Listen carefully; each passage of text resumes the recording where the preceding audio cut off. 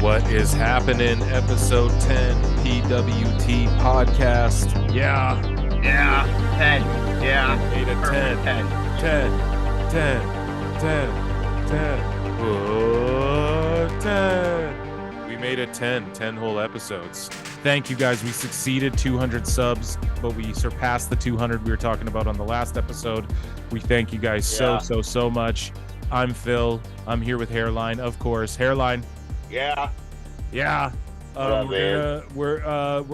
just testing new things out. Let us know in the comments. Do you guys like the hour and 10-minute long episodes, or do you like when we overload with 2 and 3 hour episodes? We kind of like the fucking hour and a half, like kind of.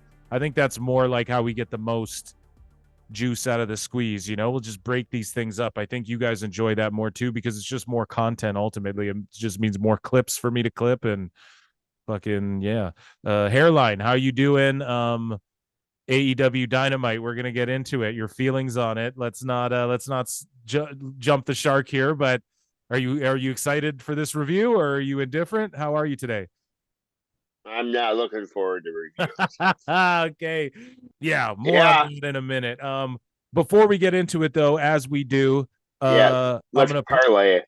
I'm gonna plug our sponsors. And who are our sponsors this week, Hairline? Well, this week's sponsors would be the awesome motherfuckers over at Patreon, known as the PWT Patreon. Yeah, dummies. So please, guys, check us out on Patreon. Patreon.com/prowrestletimes. Consider throwing us some scratch. You get shouted out on the show. We're kind of reworking our perks and stuff like that too. It's all new. We're new to this, man. We're not even 2 months old, and we're just boogieing, man. We're just going. Just like, it's great. Everything's been great. No, we're not starting that already. It's real great. It's really great. Things Oh, are going no. great. No, we're not starting that already. Oh, well, I don't know but we are going to get into it, because Hairline, before we get into the Dynamite review, and speaking of Tony Khan, he is trending on Twitter. Sensei segue at it again. Tony Khan shit, tweeting on trending on Twitter, pardon me. And it's, I think everything's no, we're starting it. We can't start it again. Okay. So we're just gonna go ahead and before we review Dynamite, let's do it. We're gonna get into I'm gonna puke. Let's do it. We're already starting early, Hairline. We can't do this, man. People are gonna we're just popping ourselves at this point. So Tony Khan's trending on Twitter. We don't know why. There's a bunch of these trends right now. Rhea versus Solo, Sammy, WWE United Champion. So we're just gonna go through some Twitter nonsense. Let's start with Tony things and live react to why Tony Khan and other things are trending. That'd be great. Let's get into it. So I clicked on Tony Khan. Should I go latest or top? Latest or top? What do you think, Hairline? Latest. Okay. So it'll be great. It'll be great. If we click on latest will be great. So yeah, latest will be real great. Have you ate yet? I haven't ate all day.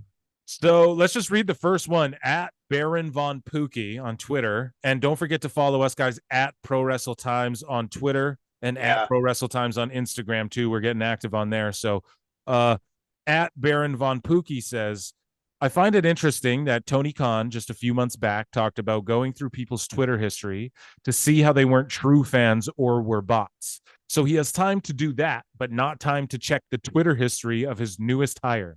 Makes one think, you know? So who's his newest hire? So this is alluding to Sabu, which we will get into in our Dynamite review. A lot of people Hairline. Wait, what? So I'll break it down for you as I do. So recently on our show, we had talked about Hairline, who trained Bad Bunny, the Brian Kendrick, and how he did a paid podcast appearance about over a decade ago, I believe, and it was paid, mind you, as well. So he's going to work the gimmick. That's awesome. And he's talking about conspiracy theories, right? When you're good at something, don't do it for free. Right. And so the Brian Kendrick got in hot water for talking about fucking conspiracy theories. and he got basically canceled. And if you remember, Tony Khan was like, we don't condone this discussion and this type of words and blah, blah, blah, blah, blah. Well, now, as we'll get to in the Dynamite review, Sabu returned to wrestling and is in AEW. That was awesome. Right. It was real great. Right. But people, we'll get into that. We'll talk about that in a bit. But people are criticizing Tony Khan, saying, man, have you not seen the, and we're going to get into this, the racist, sexist, bubba tweets that Sabu has tweeted in the past, and they're criticizing Tony Khan. Now, where I stand on this is like, you know, I don't believe in fucking people saying things and getting canceled for shit they brain fart out on Twitter. I just think that's so ridiculous, man. People get offended too easily. But at the same token, Tony Khan can't like have this standard set for the Brian Kendrick, but then who didn't even really say anything hateful. He just said like, fucking the earth might be flat or there might be lizard people or whatever, you know? But Sabu said like hateful shit, like directly tweeted at, I think, like John Cena and shit, and talk shit and stuff like that. So it is shitty. Fucked up. It is shitty for Tony Khan to have this standard for one person, the Brian Kendrick, but not for Sabu. But at the same time, I think that standard is utterly fucking dumb, and all of these people. Bro. So this is again it's a Tony Khan L in a bit of a way. Like, how are you going to punish Brian Kendrick, but you're just cool with Sabu?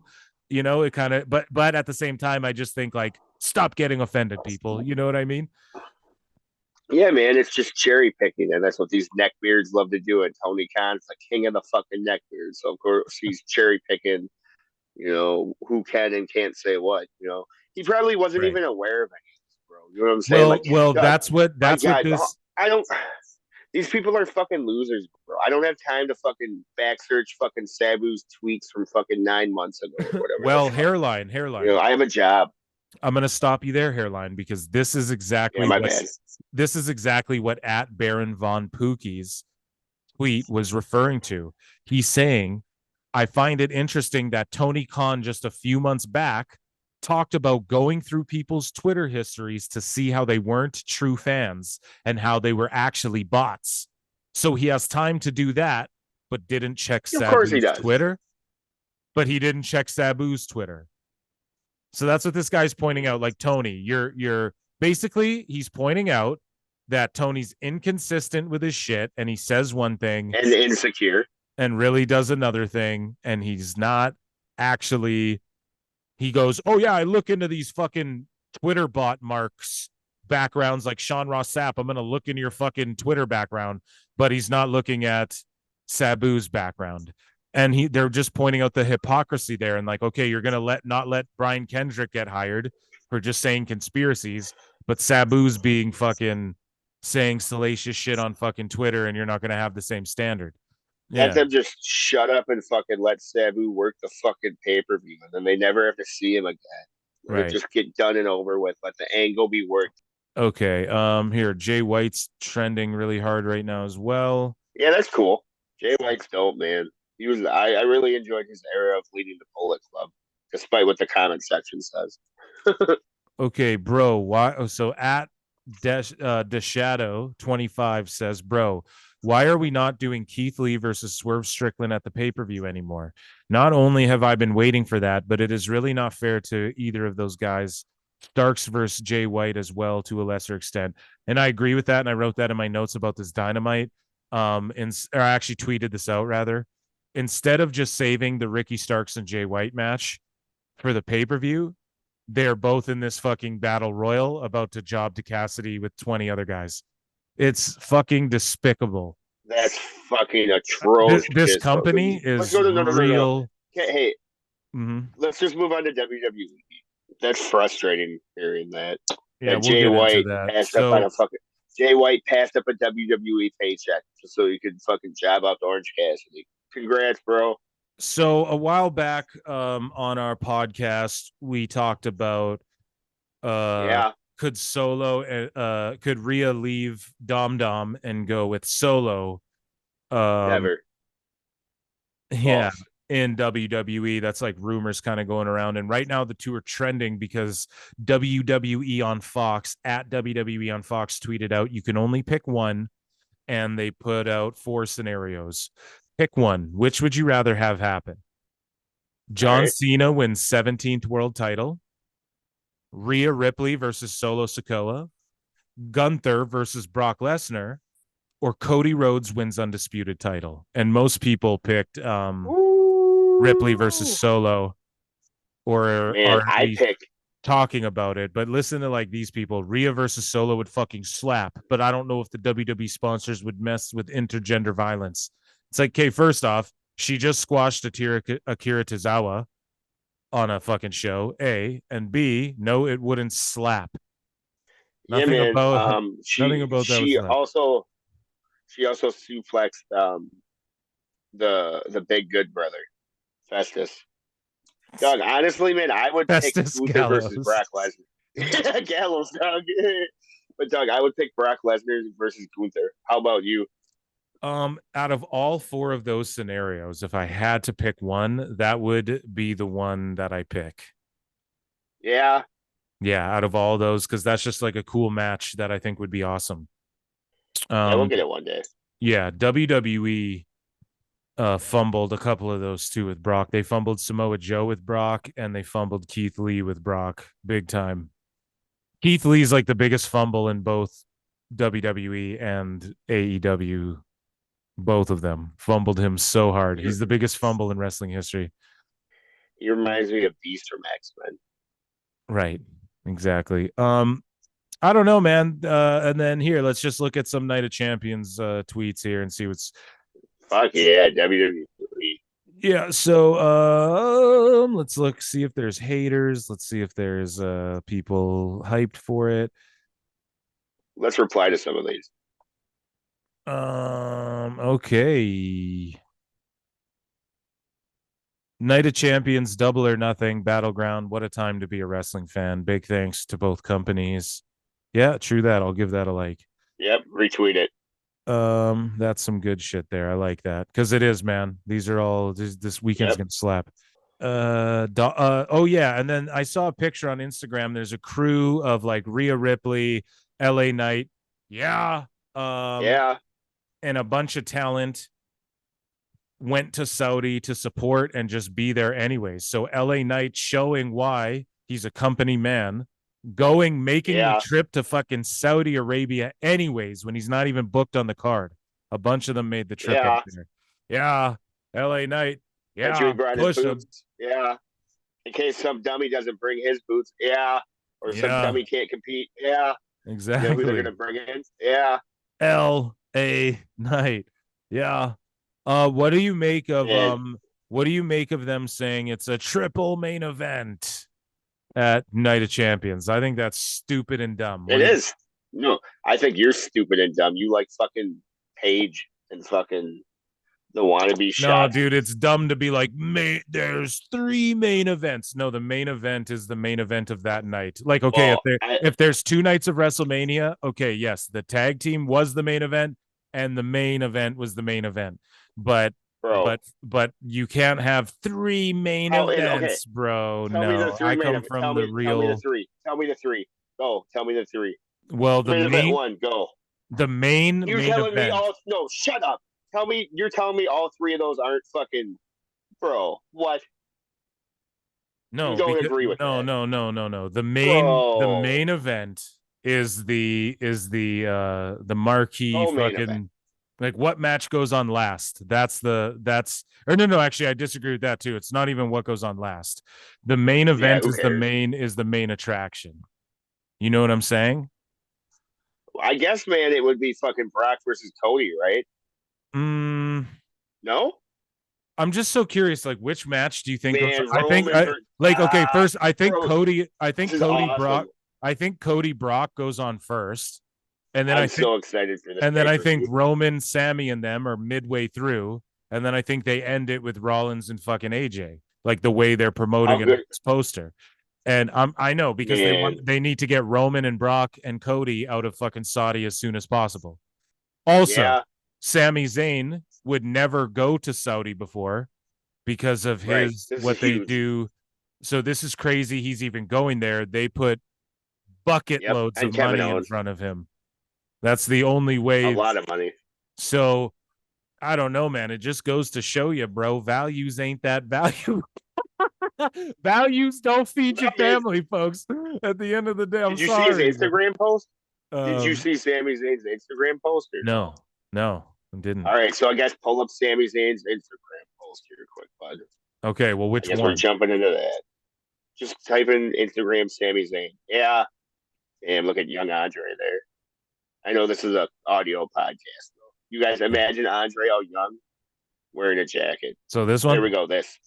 Check this out. Okay, read that, Mr. Fucking talking shit. Now how do being you feel? being a pro wrestler and being with WWE has taken me to places I never dreamed I'd get to see and do things I never thought I'd get to do.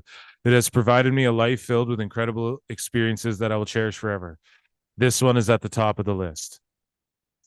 Okay. Boom. What does that have to do with anything I was just saying?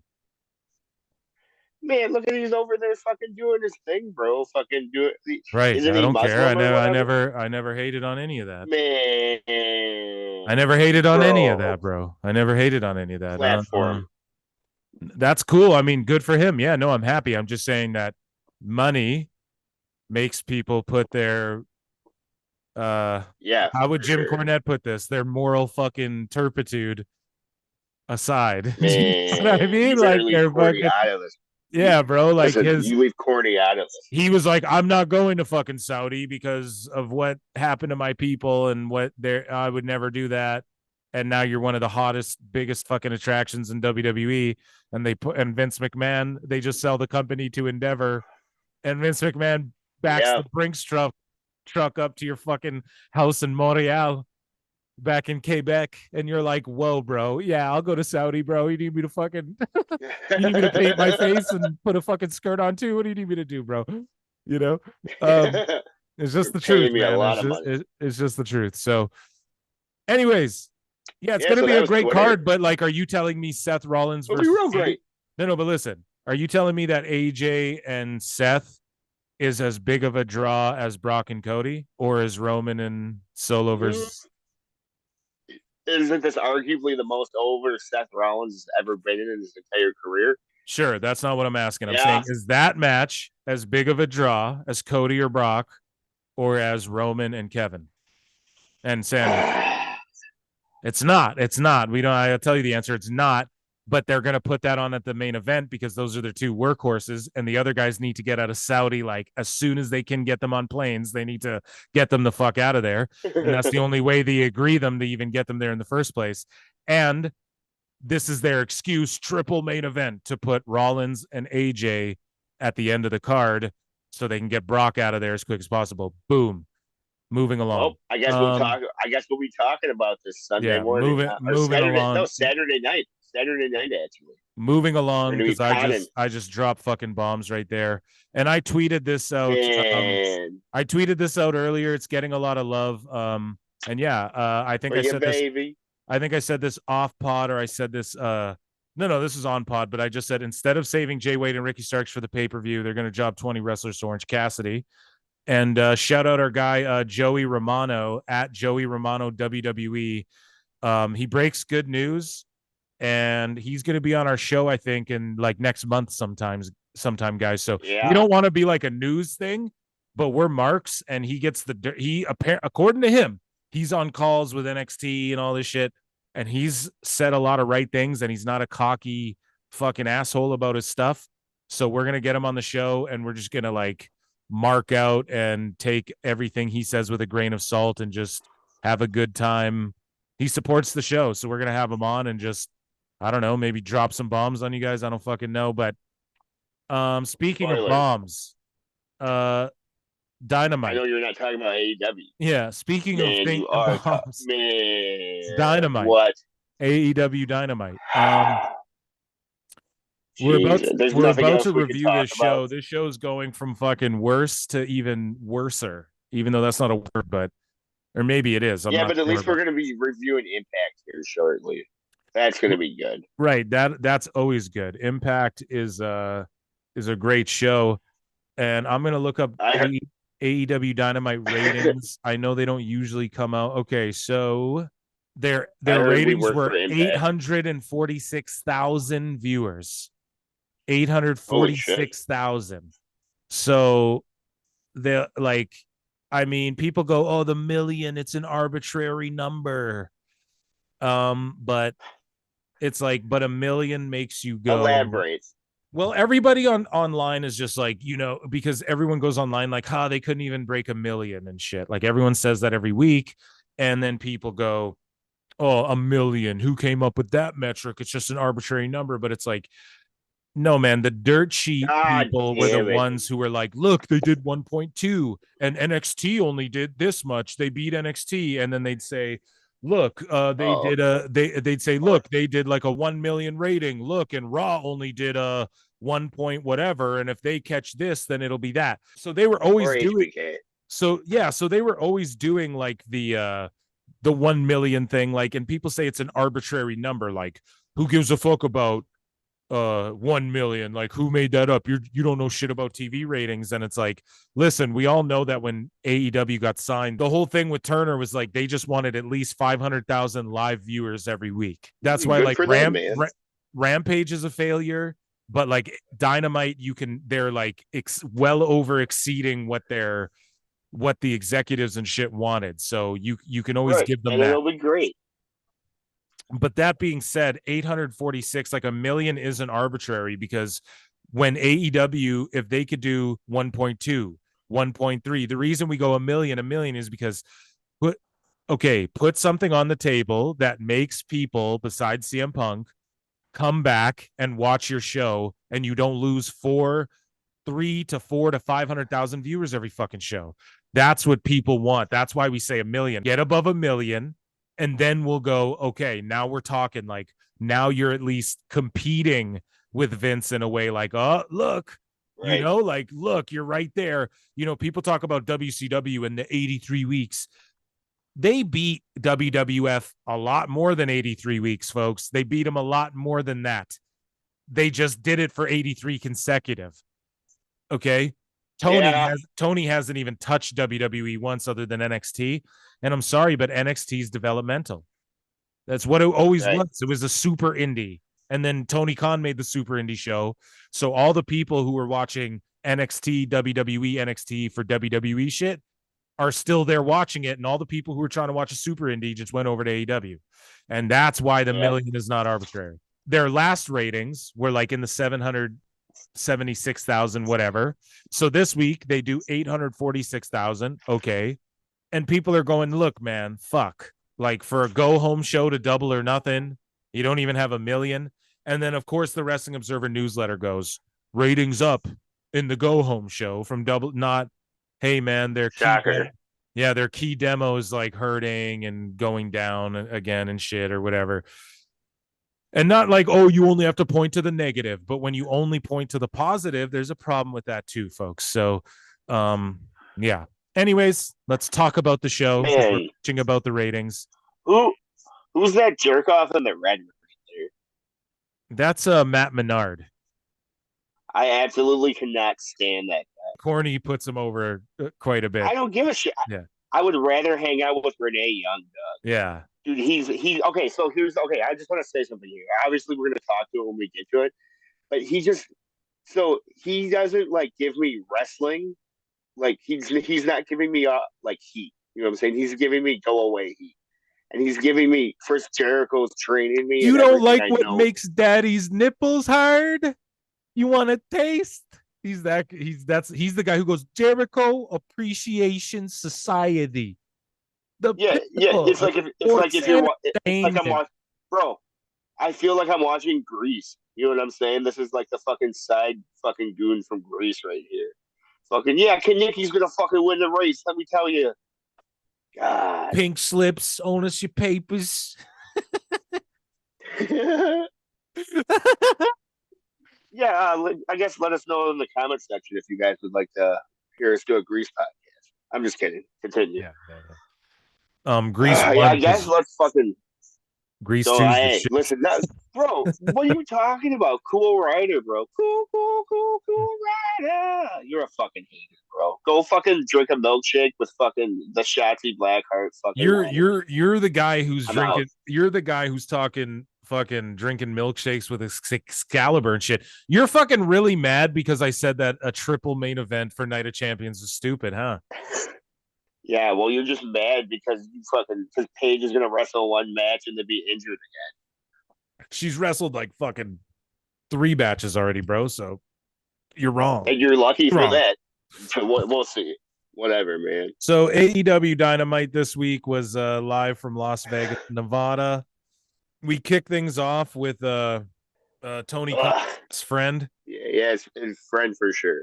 Orange Cassidy in an international title defense. Now, I got a few things to say. First off, a lot of people go, Orange isn't in the lowest rated segments. He's always in the highest rated segments, usually. Yeah, you guys know why? Because he's always in the very first. This is what Tony Khan thinks, right? This is how he's thinking. Oh, that's so smart of Tony. Tony's a genius, bro. Yeah, I'm right about this because I've called this a bunch of times about I know how AEW thinks, right? So what it is that Tony Khan puts Orange there because he thinks if people just see his work, he's going to win Tony over or win the fans over or people over the way he won Tony Khan over. So yes, Orange is in the highest rated segments because Tony puts him at the start of the show all the time where all the rollover people from Big Bang are still there and people go, it's not Big Bang. Right. Dave Meltzer tweeted me that Big Bang has no effect, but yes, it does. So then you're admitting that 400,000 people just jump off a cliff and die as soon as the show starts? Or is it that the Big Bang people are rolling over? I admit that Dave needs to clean his fucking room. Jesus. Oh, no doubt. So, and then also, let me just break down. Hold on. Go ahead. Talk about one guy that discredited himself faster than anyone else in the wrestling industry ever. Ever. Because why? Why? People go, why? Well, because I'll tell you why. When WWE with a bunch of fucking kids over in California. When WWE's ratings suffer for all these years, what does fucking Dave point to? Well, the key demo's gone down and the overall ratings have gone down. The overall ratings, and he's even tweeted it out, ratings are what mattered. 5 years ago, ratings matter, key demos don't. That's what he would say. Now when it comes to AEW, what does he do? He goes, oh, the key demo's what matters. The ratings aren't, you don't get it, cord cutters. In 5 years, there's been cord cutters and you don't get how ratings work. No, we do, Dave. He doesn't get how ratings work. Yeah. It's like, Dave, we do, man. There's a reason fucking Vice just went bankrupt. There's a reason CNN started hurting when they couldn't talk about Donald Trump anymore and they almost went fucking out of business. There's a reason for this shit, Dave, because ratings matter, and even these, and people go, oh, social media impressions, they're great. We get so much social media impressions. Social media impressions just means someone scrolled past your shit on a fucking Facebook, bro. That doesn't mean anything, okay? I'm sorry, guys. I'm sorry to all you people who pay for your fucking little impressions. They don't really mean anything, okay? Right? It's like putting a fucking shiny thing in front of a kid for a second. The next shiny thing comes along, they forget about it. So you guys are crazy. This is like Dana White and over in UFC saying power slap.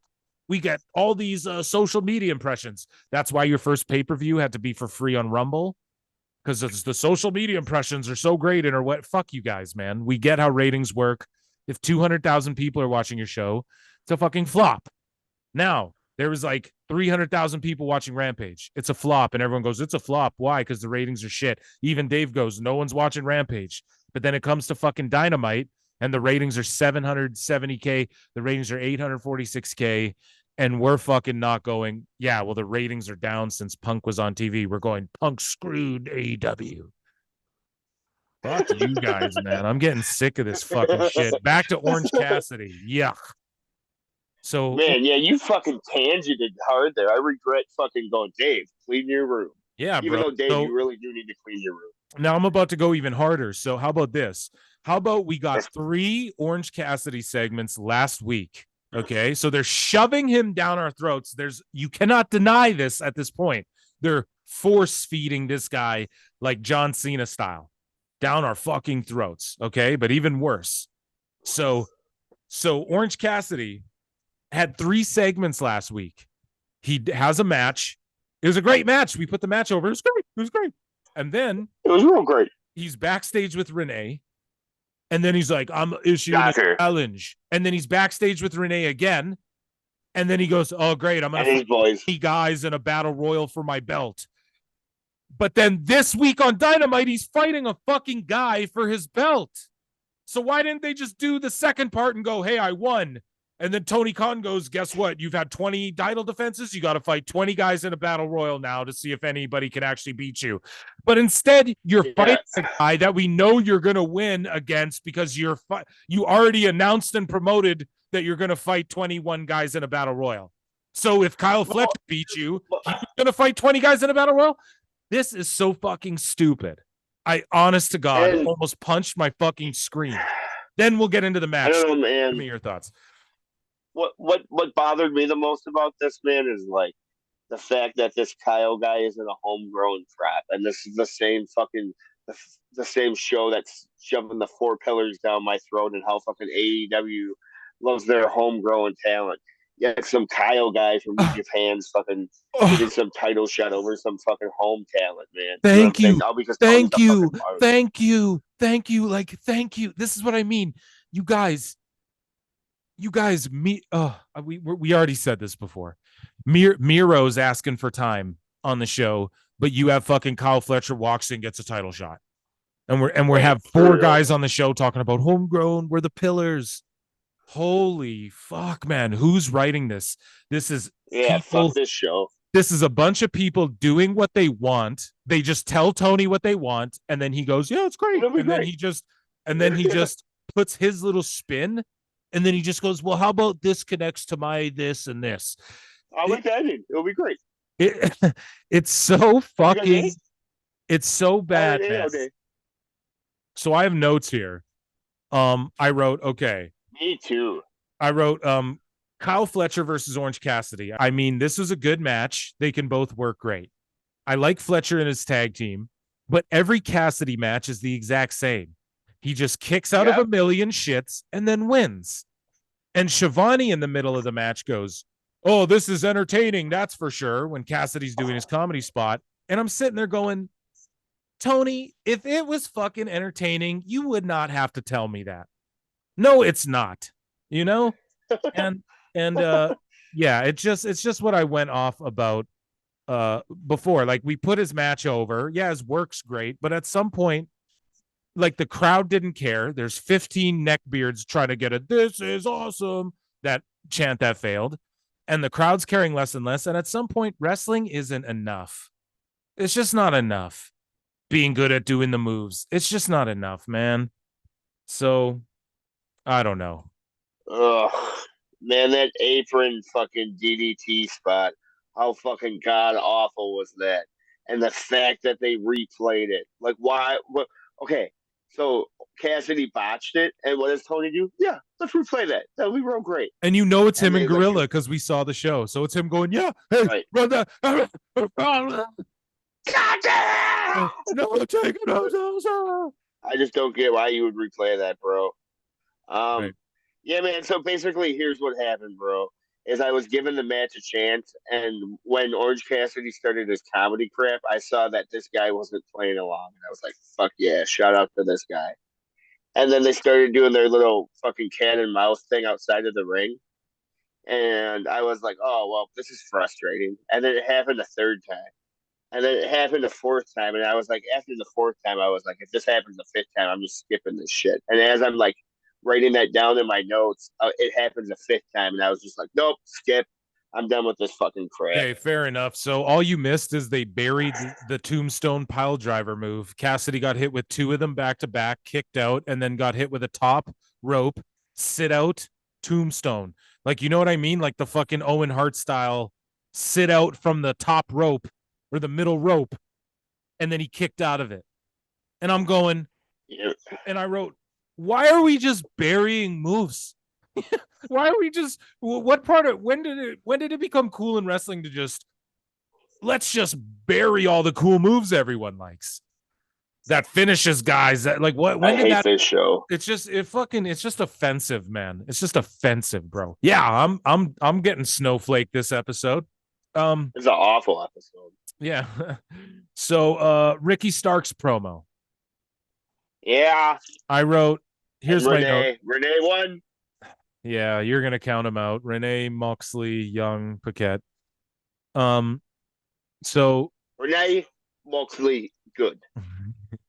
you got me doing it now, like doing the Renee good Paquette. I called her Renee backstage in my notes last week. What's her name? It's Renee Yeah, it is Paquette. Renee. Man, it's Renee Young, dog. Quit playing. So I wrote, this is a good promo, but hold on, dog. Who's getting inducted into the Hall of Fame here? Renee Young or Renee Moxley good? Where did the good come from? Where did the good come from in the Renee Moxley good joke? Oh, just corny fucking shooting, dog. Is it funny. So? But like, is her maiden name actually Paquette or Good? Now I'm sitting here like, I don't know. I would say I'll look into it and we'll come back to it next episode. But I don't feel inclined to do that. You're not gonna do that because no. And you want to know why? Because you said you were gonna look up what happened to Shanky. Where the fuck is that up? Oh my god, dude! I wanted no. Where the fuck is D? Oh my god! Hold on, bro. What? DJ Shankenstein, dog. You didn't pop when he started dancing? Listen. Do you know how to have fun? Listen. Do you know how to have fun? I do. Okay. That doesn't sound like it. Now, Shanky is currently signed to WWE, and he's listening. You're doing it live on pod. And he's listening. He's listened. Now you got me all fucked up, bro. Shanky is currently under WWE contract, and he is listed as a free agent as of this year's draft. Man, so there you go. Awesome. But anyways, on to this episode, Hairline, because it's like we're just trying to avoid talking about Dynamite. I know that's really what it is. So back to Ricky Starks here. Let's at least give Ricky Starks his due here, bro. Okay, we at least love Ricky Starks. So I wrote, he cut a good promo, but he's jobbing to Cassidy in a battle royal this weekend, and then Bullet Club jumps him again. Why? Ricky is being buried. That's the only answer. That's my no thoughts on that. So this is what this is what Jay passed up on a fucking WWE paycheck. So I think Ricky's out of here. On that. As soon as his contract's up, I think he's gone. No, I'm talking about Jay. This is what Jay passed up on, but obviously Ricky Starks is going to go hang out with fucking Cody Rhodes. Right. I was just responding. I was responding to your Jay contract insinuation with my own Ricky contract insinuation. You know, I'm like, yo, like I bet you Ricky's gone too. Yeah. Anyways, what do you asked me this? You asked me this a podcast or two ago. It's like, what did you say? What is WWE going to call Ricky Starks? I'm going to ask you, what is WWE going to call Ricky Starks in 2 years? Ricky Parks or something like that. Or, Dickie Marks. Is Vince still there in 2 years or no? Richard, it'll be like Richard Clarks or like Richard Starks. Yeah, there we go. Yeah, Richard. Richard Barks. Yeah. Yeah, for sure. So it's gonna be fucking sick. Listen, Ricky, just hold on, bro, because we know it's coming, Doug, and you're the next champ at NXT, Doug.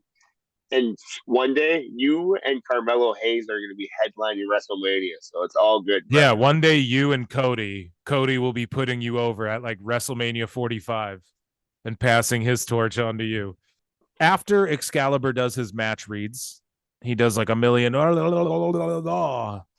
then a Ring of Honor graphic flashed by. So that was a little someone called Matthew because that was a botch. And I just thought that was funny. I just wrote that in my notes. I had to point it out. A Ring of Honor graphic flashed by, and I was like, oh, and they weren't doing a Ring of Honor match. It was like he did all of his reads for Double or Nothing and Rampage and shit. And then instead of like a Dynamite logo to end all of the packages, it was their Ring of Honor one, and I watch Ring of Honor all the time. So it was great. Yeah, it was great. I wonder if Tony was yelling.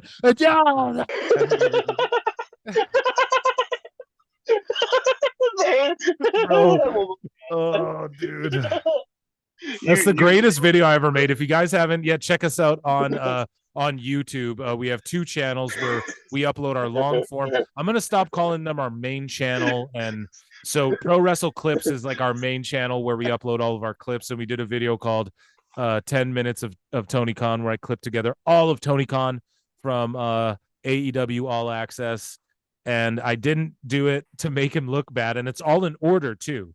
Everything you see in that video is in order of start to finish of Tony Khan. So if people are mad at us like, you're just AEW haters or WWE shills or whatever, bro, I didn't try to make him look bad. That's what they put in their own show. So again, I say it every pod, but I got to plug the video every pod because it's one of the greatest videos we've ever made by accident. You nailed it, bro. Yeah, you know. But I will admit, I added the fucking I did put it at the end and the beginning. Like I did add it in there just because it's like but so did they. Exactly. It ain't nothing they did. That's man. Next up we had a Jungle Boy promo. How fucking stale was this? Yeah, so I wrote boring Jack Perry giving a promo talking about how he would drive to Las Vegas all the time and just saying this meaningless whiny shit. Get him a manager who's like hyping him up as the spectacular Jungle Boy or something. He's entirely unbelievable as a potential world champion. You go ahead. Yeah, man, I don't know. He was all like, I care about this ring. And I wrote in my notes, no, you don't care about this ring. And it's like, bro, how am I supposed to believe in you? You don't even believe in yourself, man. Dude, it's just you could tell he would just rather be playing on his phone than fucking cutting this promo. You know? Dude, it's just angst, man. He's from California. Cucamonga? Man, what, bro? God, I'm glad I'm from Wisconsin, man. Dude, and all I'm saying, like people, okay, now here, I'm gonna do, we're gonna go to Fantasy Dreamland. Yeah, here this goes. Jesus. Now, people might call this like, be like, hold on. I can't wait for the Phil's Fantasy Mark fucking booking t-shirt. This would be a good t-shirt. I'm gonna wear it every day. Oh yeah. With a milkshake on the back.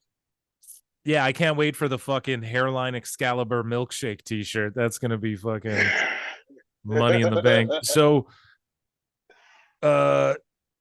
here, check this out. So people might be like, oh, that's dumb 80s cartoony, that's WWE Mark or something, but let's get real here, man.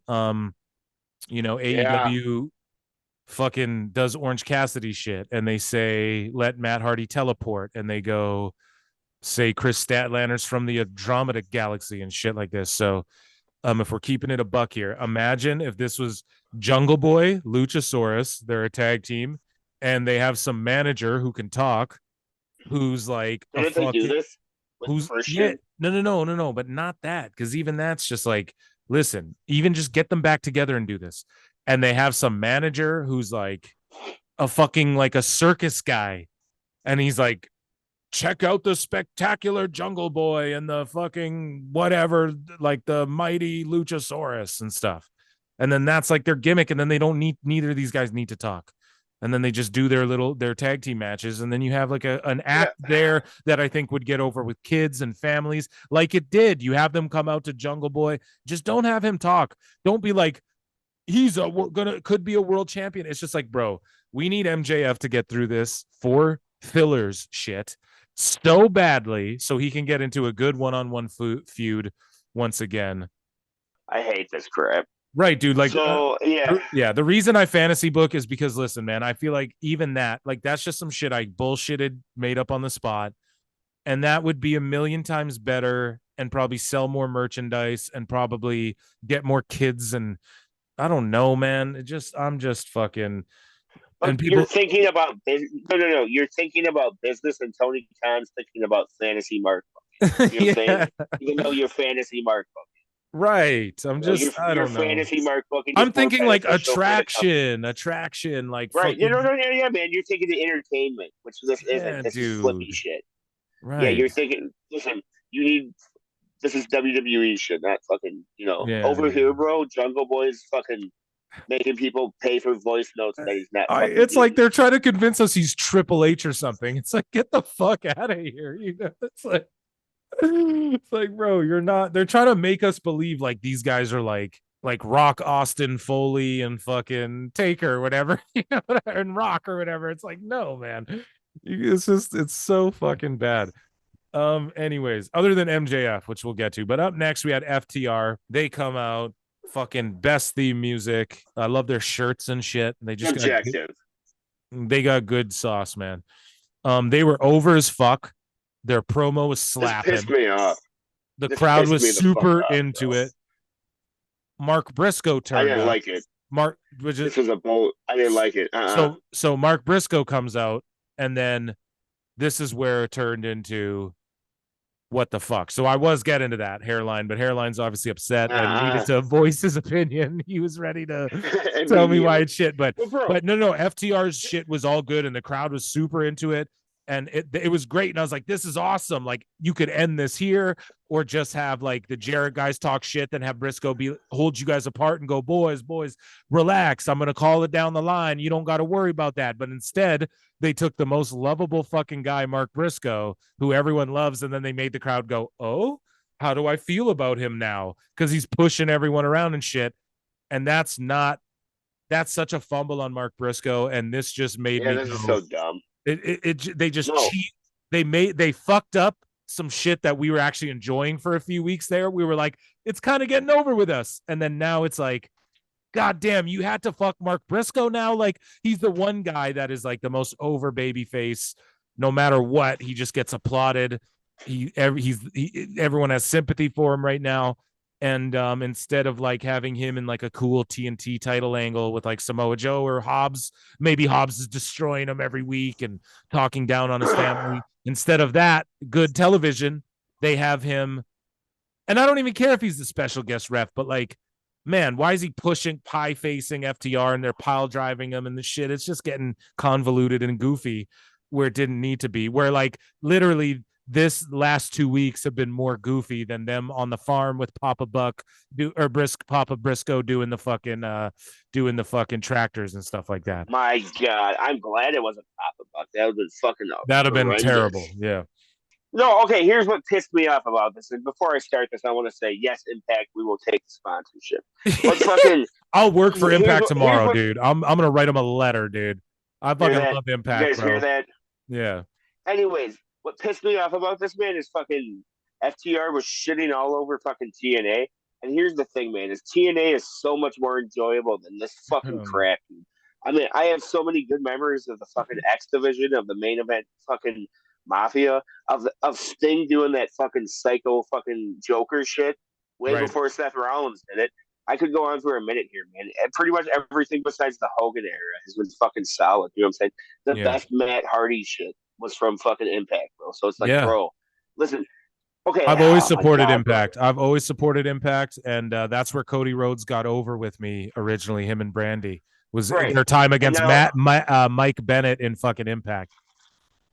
Right now, with all that said, Impact, please hit up our fucking info page. You'll find our email. ProWrestleTimes at gmail.com. Hit us up. Yeah, man. But anyways, like fucking. So when Mark made his way down to the ring, I was like, finally, fucking one of the true fucking entertaining stars of fucking AEW and one of the lone reasons to tune the fuck in. But like you said, man, this is all fucking dumb.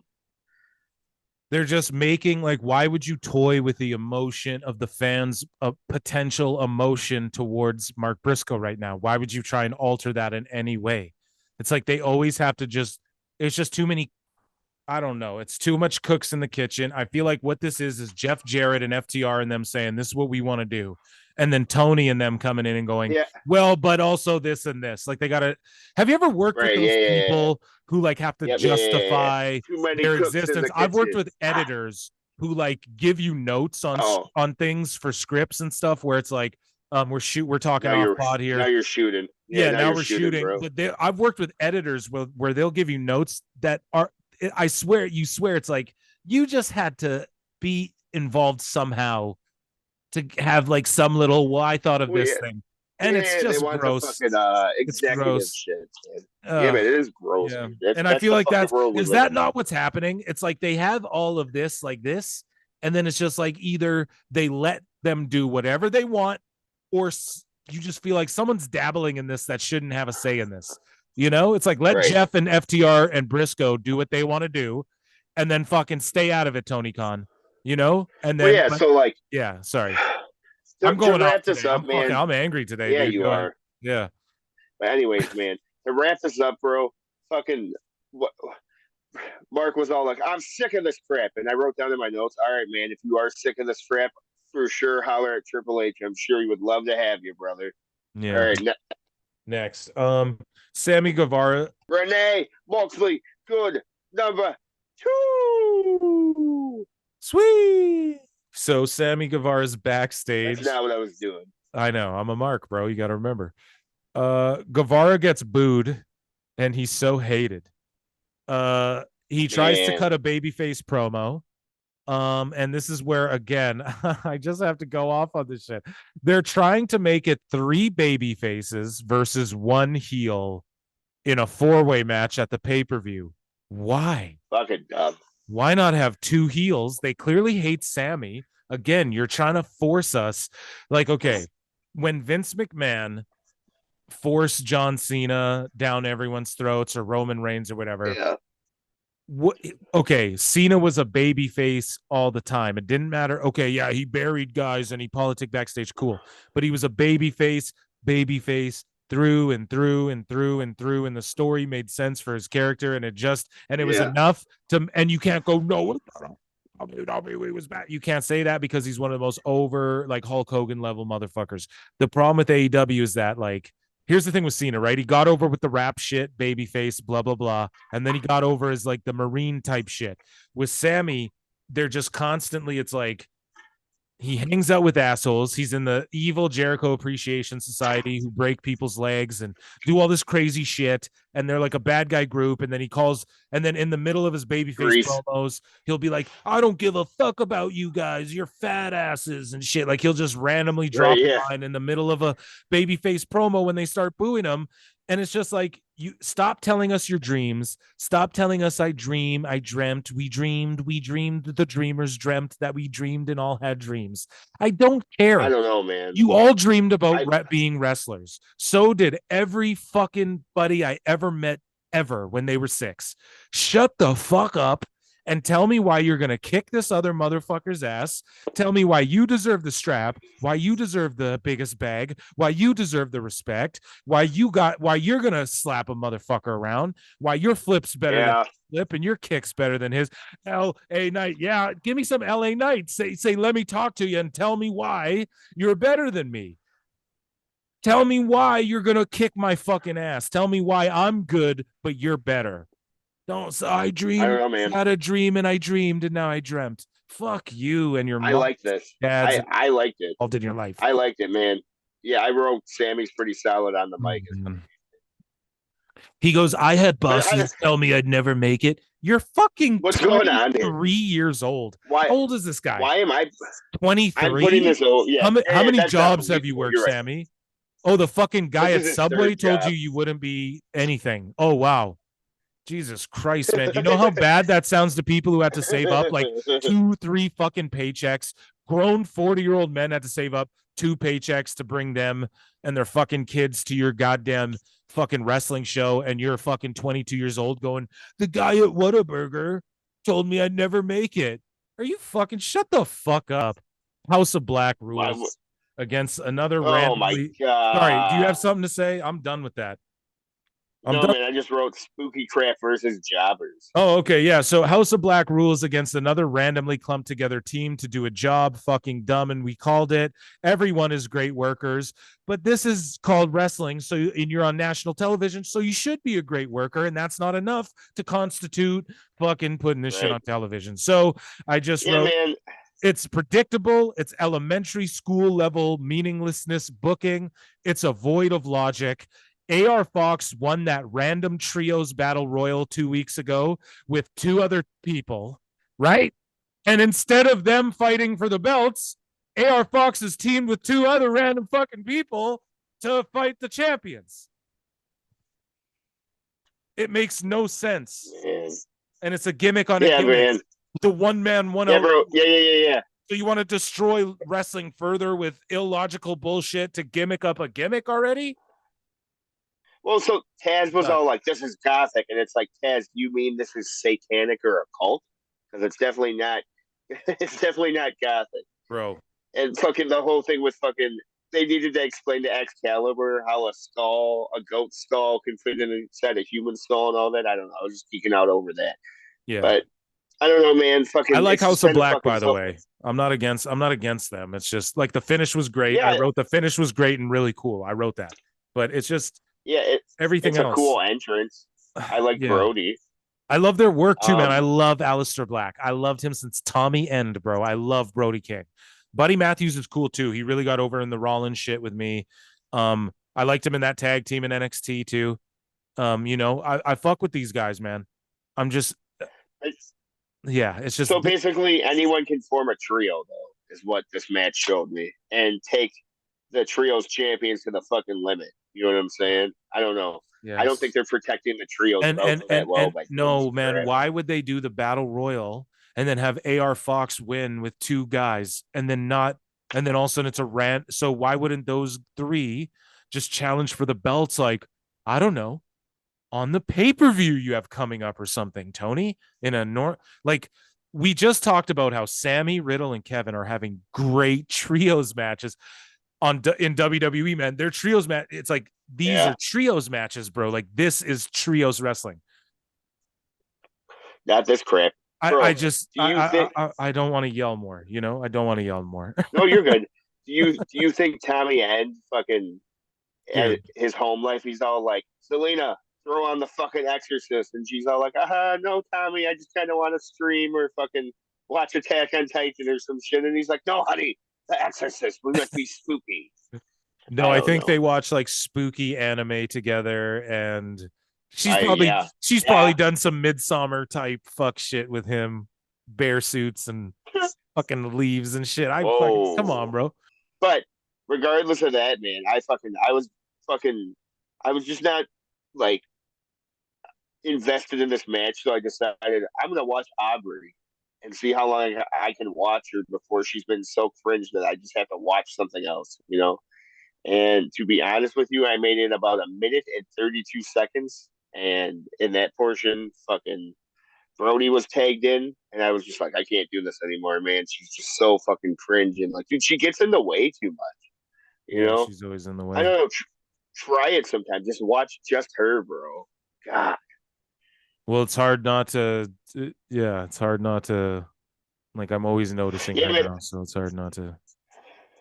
I know, man. So I really like that implosion senton, that basically everyone took. That was a really sick spot. But yeah, man.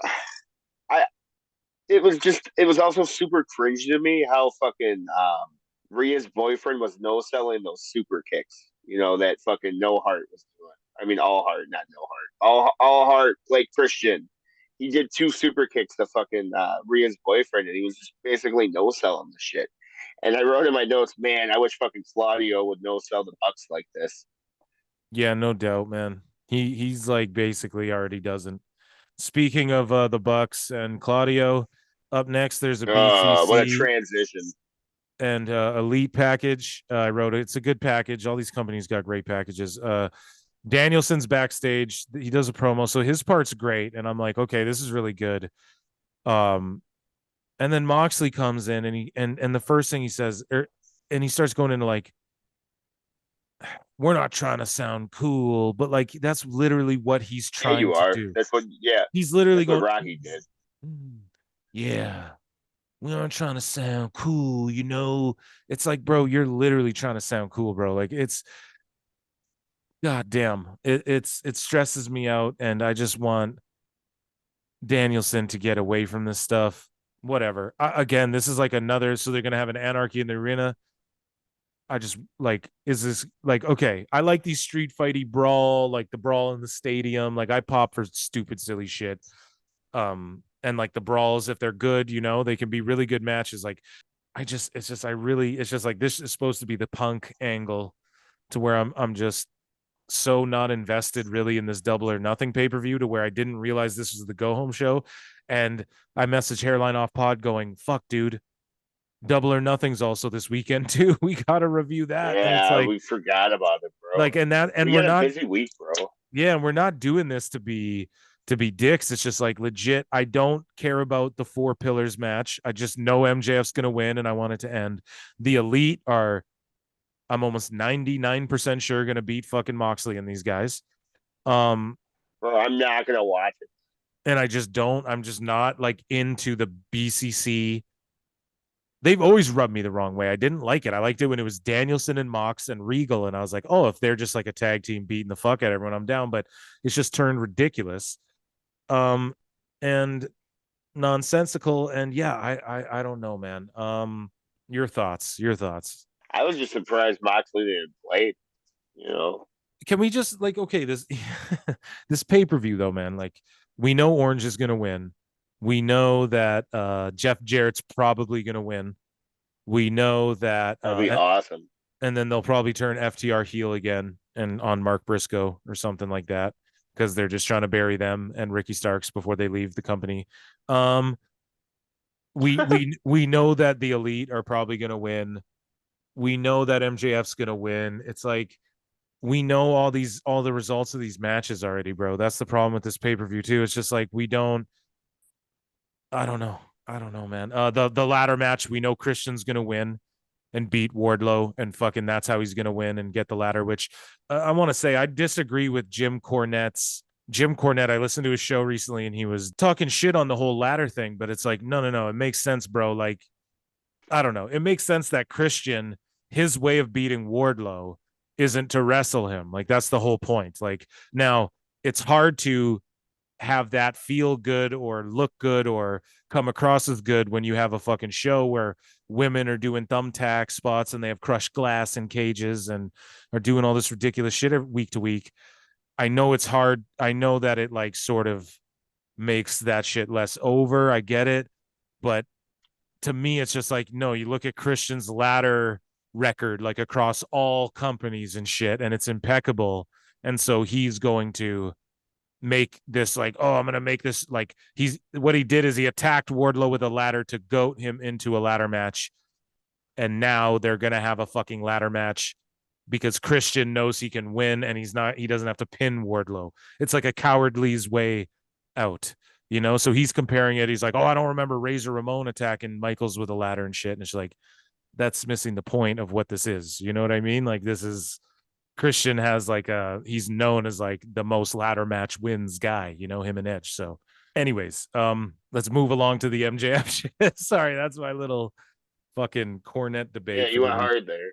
Yeah, well, I'm just saying, like, he just doesn't understand, like, for a guy who likes psychology, it's like, no, dude, this is how you beat Wardlow while keeping him strong. But I know because Jim's been watching as long as me with AEW, so I know that he knows he's looking at it like, yeah, but I'm watching the show every week, and Wardlow just fucking lose, like the TNT title bounces around like a fucking whore on a Tuesday, So it's like, I agree with that, but I'm just saying.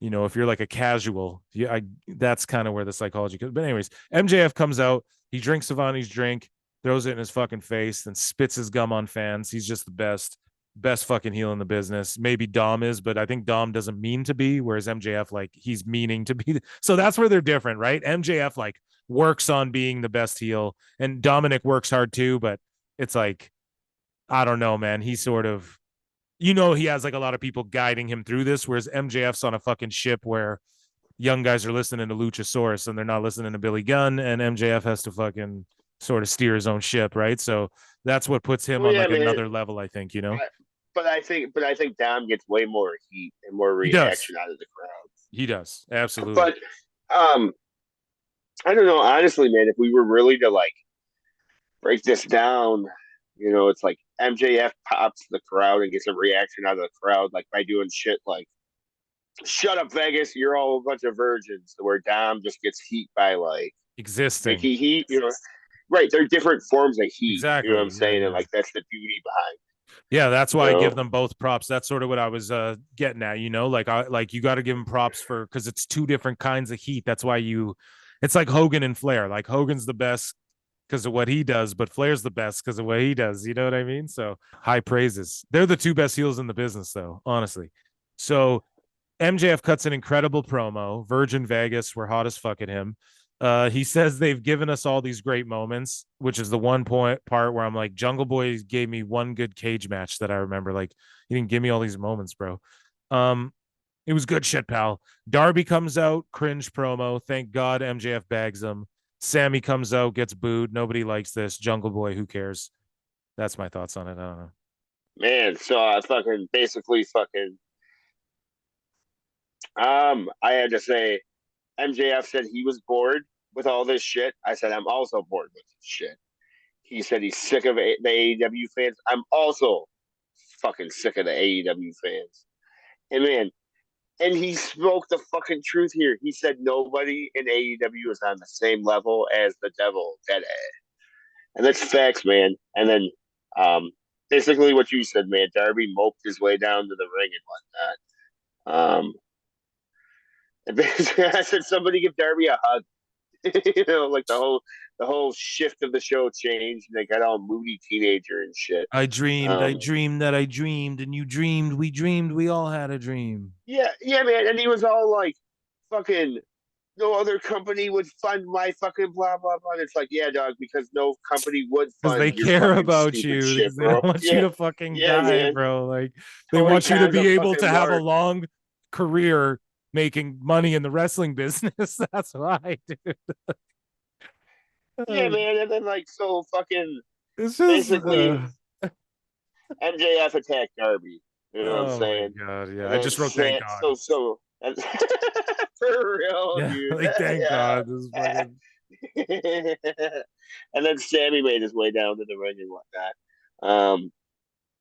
And then MJF made his escape.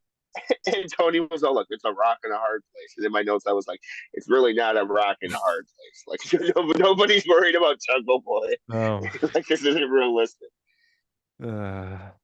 Wardlow package and promo. Good stuff to me. I like this. We were just talking about it before. What did you think? He said, in 4 days, Daddy. Arn was spitting fucking fire, bro. Arn's just awesome. He said, I'm looking for some horsemen. Anyways, man, yeah, it was fucking. I'm really enjoying Wardlow with fucking Arn, bro. Yeah, me too. It's what he needs. It's what he needs. You know, that's what these guys need. They need mouthpieces. It all comes full circle. At some point, the wrestling ain't enough, and you got to be able to charisma the fuck out of people. And at some point, the wrestlers don't got to be talking for themselves, and we got to go back to managers and valets, bro. I'm telling you. Anyways, right. Taya Valkyrie comes out. Yes. I really like her. She's going to get a rematch with Jade at the pay-per-view, but she gets to use her move. They gave Jade 2 back-to-back matches because Tony, this is great. He last minute, very great. Real great. Page gave her 2 squash matches back-to-back to get her to 60-0. This is great. Because he last minute went, oh, fuck, she's not 60-0 for the pay-per-view. And so I think they're going to job Cargill. And I think like Statlander, someone's going to return.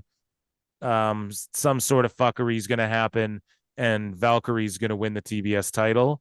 And then I think the reason they're doing that is because Dynamite's on TBS, and Dynamite needs the TBS title, obviously, because the TNT championship is going to go to Collision. And do you know who's put CM Punk over in promos in interviews outside of television? Jade Cargill. So she's on TNT on Collision, and the TBS title is going to stay on TBS and Dynamite. You're hearing it here, folks, here first. And so I think Taya is going to win that belt. Yeah, she's awesome, and Lady Frost is awesome. She's awesome in ROH, and these women are both great for any roster. She's from NWA. Impact and ROH. Yeah. So yeah. Great match, though. I like it. And Taya can use the finisher at the pay-per-view. So we're about to see Jade take an L. And man, Tony was all like, "It's a great time to be an AEW fan," and I wrote down that it's not a great time to be an AEW fan. This is crap.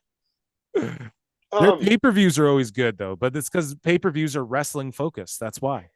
And then I also popped on the commentary when Excalibur and Tony was all like, "Excalibur, you got some more stuff to say?" And he was all like, "Yeah." And then he plugged DraftKings. Yeah. So next up we had Tony Khan. This is gonna be great. It's gonna be great. Let's do it. Let's do it. He came out and you can tell that he's trying to be toned down and normal, but when like you see a weird person and you can tell they're trying to be normal and shit. That's what that was. Right. Yeah. Tony Khan here to make an announcement. Shocker. Right. Can't believe it. And so this is actually big news though. They are debuting Collision in Chicago. So that means Punk is back. And because if like they ran the show there. Yeah, and Punk wasn't there, people would fucking riot. And like Mussolini. I'm just praying for good ratings for the show. What do you think? Do you think they break 1 million? It's a cult of personality. I can't wait for Twitter if he doesn't show up. Do you think they'll break the arbitrary million on that episode? Because it's CM Punk coming back. Is he showing up? He's absolute, dude. They wouldn't run the United Center. That's why it was up in the air, dude. They wouldn't run the United Center if Punk wasn't there. They were going to back out. Like, this is all, like, I'm pretty sure per Meltzer and shit. Man, they were going to back out and run the show somewhere else. Yeah. So what happens? Like, do you think that show does better ratings than fucking Dynamite? Or do you think it's a cult of personality? I think we'll find out, man. I don't know. Like, I'm honestly, as a wrestling fan, real wrestling over flippy crap is going to get more over. But here's the thing, man. So, like, yeah, it's just going to be Dave Meltzer spinning crap. Like, oh, well, fucking the CM Punk show might have better fucking ratings. But if you look at the hourly fucking. Yeah. What is it called? I don't even. Hourly rating. Or he'll be like, there's trouble with the fucking. He'll go like, oh, there's trouble backstage at the Collision roster, and oh, Dynamite's been doing great. They've been great. They've been so great since Punk left. God, I don't know, man. I can't. I won't. Tony Khan's the fucking worst, bro. Yeah, but I'm hyped for CM Punk, bro. Me too, and I'm glad he's fucking back. Yeah. Did you hear he ended it with "This is gonna be great"? Yeah. I popped. Yes, I popped so hard, I popped, man. It was great. Yeah, bro, I popped so hard. Great for the show. Great. I wrote it down in my notes. Like the yes. I think that this first Collision show pops like a 1 mil, and if it's like Punk and Danielson and those guys on the creative team, I think it's going to. I think they're going to put on a really good first show, and then I think we'll see a lot of that roll over the next weekend. But I just fear Saturday is like. It's just a death day for television, man. Yeah, it's gonna be a lot of hot shotting. But I think the neckbeards, you know what I'm saying? It's not like they're going anywhere on a Saturday night, you know. But man, they don't even watch Rampage. They don't even turn up to watch Rampage. 230,000 people watch Rampage. Do you know who those are? Those are the 230,000 people that watch any wrestling that's on anytime. You know, like, let's be real. Or those are like the diehard AEWs who only watch AEW. Like, that's like their real fan base right there. It's 230K. So why can't we put the fucking Young Bucks and Jericho on fucking Saturday? Because the Young Bucks want Dynamite because they're kicking CM Punk off the fucking show because they can't be men and sit down and shake hands and do fucking business like men. They definitely, well, because they're not interested in doing a good house. They're not. They're not. If you watch AEW Access, you see, man, they don't care about that. They don't care. I'm not watching it. No, I'm not. I'm not saying you watch it. I'm just saying, like, if you see, I'm just speaking in general. I'm talking to the listeners, Hairline. You, anyone listening to this, all over 200 of you, shout out to you. Yeah, shout out to you guys. But like, if you ever check out All Access, yeah, man, you just see the Bucks. They just pop for themselves and shit. It's not like that's gross. We'll get into Jericho. We'll get into. He's not. He's never on there besides Tony Khan popping to Jericho shit like on the monitor. You know. It's gotta be fun. I watched the whole like series when twice. Okay. I love when Jericho dropped down and then Sammy dropped down on top of him and they did that pose and then Tony Khan Tony goes, just got the "That's great." biggest smile. Ah, that's my favorite one. That's my favorite one, dude. I know it's a fucking it's a fucking it's a vocal. Oh my god. It's a podcast. People can't see you, but if they could have seen your face there, you channeled them.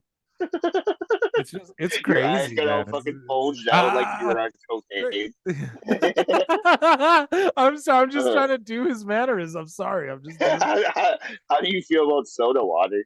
It's great. It's great. I love it. I actually do. Yeah. For shoot. No, for real. No. Have you ate anything today, Tony? It's great. Let's do it. Hey Tony, did I go hard on time? Let's do it. God, that's the other shirt I want, other than the fucking the Phil's fucking fantasy mark fucking. It's great. I want a fucking it'll be great t-shirt. Yeah, it'll be great. It's great.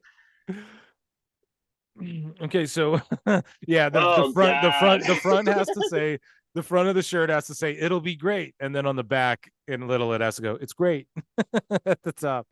So Hangman promo backstage. This is my Where only the fuck note. was Renee? Yeah, and it was Alex Marvez. So Renee broke her streak, I guess. I was upset. Couldn't find her fucking Doctor Doom teleportation, Reed Richards teleportation device, I guess, for this episode. But this is all I wrote. Hangman needs to take the goddamn eye patch off. And then that's all I wrote for this. What are your thoughts? I don't know, man. I said, what a fucking goof. Who told him to wear that fucking eye patch? Yeah, just take it off. He said the fucking Boom to Clock Club costed them fucking costed Kenny Don. It's all like, no. The Blood Clot Club did not cast the Blood Kenny Don, dude. Fuck out. God. And then I wrote in my fucking notes, bro. I wish I skipped this. Yeah, so I mean, I like Hangman and shit. I'm not like super against him, but he's just I liked him in New Japan, dog. I like the buckshot lariat, but I don't like fucking. What was this, bro? He lost on. Who did the Young Bucks lose? Who cares who the Young Bucks lost at? Let's just get him a contract signing. That could be another shirt too, the Bomba Clot Club shirt, like in the design. And then just like a razor blade underneath. Each pre-order comes with a razor blade sticker, but we can't. Each one comes with a condom full of blood that you bite open and fuck. Or you got to do it the hard way, brother. Yeah, the hard way. Next up was the contract signing. Right. And you want to know? You want to hear something super fucked? What? I think this was the highlight of the show. It was. That's coming from me. Yeah, that's awful, bro. Yeah, and you go off. You call Adam Cole and Chris Jericho marks every fucking episode. So, contract signing for Adam Cole and Chris Jericho. I wrote, if the crowd is this dead for this show, why would they also have the pay-per-view in the same city? I feel like it's going to be. I hope the crowd like is really good for this show. They were dead. They were not dead the second that Judas hit, baby. It's quieted down. Let's be honest here. It's quieted down over the last couple of years. The innovator. Yeah. Did you see? Oh yeah, you sent me the video of Chris Jericho hanging on that fucking and doing like a can off the stage. He's like kicking his leg out. Bro. Like, bro, what the fuck are you doing, man? Come on. So how's this working? So he went and did that show, and then Tony flies him out to fucking do his appearance at fucking AEW. Like, it's just funny watching like old men wearing Jordans standing or whatever he's wearing, standing up on this like fucking metal I-beam, and he's fucking like kicking his leg out in different directions, people. like fucking Pee Wee Herman and shit. It's just like, bro, get down. He's Paul Stanley. Pretending he's Paul Stanley, like a fucking. Just really is like thinks he's like a rock. I guess he is a rock star, kind of, right? in his fucking mind.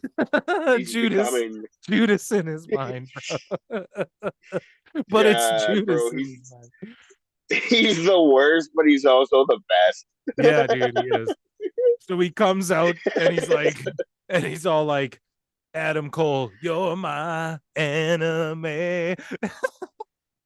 God damn it. I'm just kidding, bro. But Oh I wrote God. this is a great promo back and forth. Honestly, I wrote this isn't cheesy or bad in any way, actually. And I wrote Adam Cole. Oh, well, let's get to it. So now this is where I fucking snapped. I'm gonna start yelling again. So Man, this was all good, but they do their little back and forth, and then Adam Cole goes, I'm bringing an enforcer for this match, right? And so Adam Cole brings out Sabu. Go ahead. Before that, man, I don't know, man. I thought this was some of Adam Cole's best mic work I've seen since I started watching the show and whatnot. Yeah. And it really, like, I guess, man, it's just like, you know me. I used to be a really big NXT mark, so it was just like, it was good to hear Adam Cole spitting some fire and not just fucking being all sci-fi channel and shit. And also, bro, so it was like all these guys versus fucking Adam Cole and Roddy, and it's like realistically, Roddy could take all of those fucks. It's like they didn't even need backups. Send fucking Roddy at him. I was gonna say it's not realistic because even when Sabu, so we'll get to that, he brings out Sabu, someone who lives by here, and then Sabu comes out, and obviously the homicidal, genocidal, suicidal, and I loved it. Right, and I popped for Sabu. I'm an old ECW mark. Tony Khan is an ECW mark, so that's why he's down to do this. That's why, and as we said earlier in the show, you know, what's the difference between the Brian Kendrick and Sabu? To me, this is it. Tony's an ECW mark. You know what I mean? That's just at the end of the day what it is. Yeah, man. Like Brett Lauderdale. Anyways, check out our Clips channel. Yeah, exactly, man. And we're one of the few shows that actually like dive deep in a fucking death match. You fucking marks, you fucking neckbeards. So subscribe. Sabu comes out. He looks great, and I'm super happy for him. And he looks good. He looks in good health. He's got some fly shit on. Good for him. He's getting some money. The crowd pops for him. The chair shot. Yeah, the chair shot. I popped. He's just a legend at that. That's like his move, you know. And he made the sound, boom, like their heads exploding. He's just still got that down, that technique down. And yeah, man. How good was Taz? Taz was great. I like how, like, I think Sabu like kind of gave Taz a look too on his way down from the ramp, and it was kind of, and Taz is like, yeah, I've seen him, encountered him many times, whatever. So, I mean, that was all good, but let me just dissect what the fuck makes this so stupid, okay? Well, Chris Jericho. No, his stupid red suit. His red suit buddy. God. Dude, his people are so cringe and bucket hats are so fucking dumb. God. So first off, like all of those guys could beat the fuck out of Roddy and fucking Cole and old man Roddy Sabu. Can take all of them. Like lies. Roddy. Okay, but they could realistically like just gang jump the other guys and still beat them even though Sabu's there. Mm-hmm. So that to me was kind of like the thing is they present legends like oh, they're like Sting. Like no, they're not all like Sting. Right? No, bro. Listen, I'll explain it here really fucking quick, bro. It's a fucking video game to Tony Khan. That's all it fucking is you fucking unlock Sabu. He's a fucking level 92. He can fucking one Sabu can take fucking 3 fucking level 76 fucking Chris Jericho guys. That's simple, bro. And then, Tony's a dummy. Right. And the biggest part that made me yell, like literally I was writing in all caps in my notes. So Hairline, let me ask you a question. So they bring Sabu out as the what? The special guest enforcer. The suicidal, genocidal, homicidal special guest enforcer. So now let me ask you something, Hairline. What is an enforcer supposed to do in a wrestling match? Arn Anderson stuff. No, but listen, what's the... I'm sorry. No, you asked, bro. Argue You are right, although you are not wrong. Throwing Waffle House menus and such. However, what I'm getting at here is, what is the coming. point of an enforcer in a wrestling match? What is he there to enforce?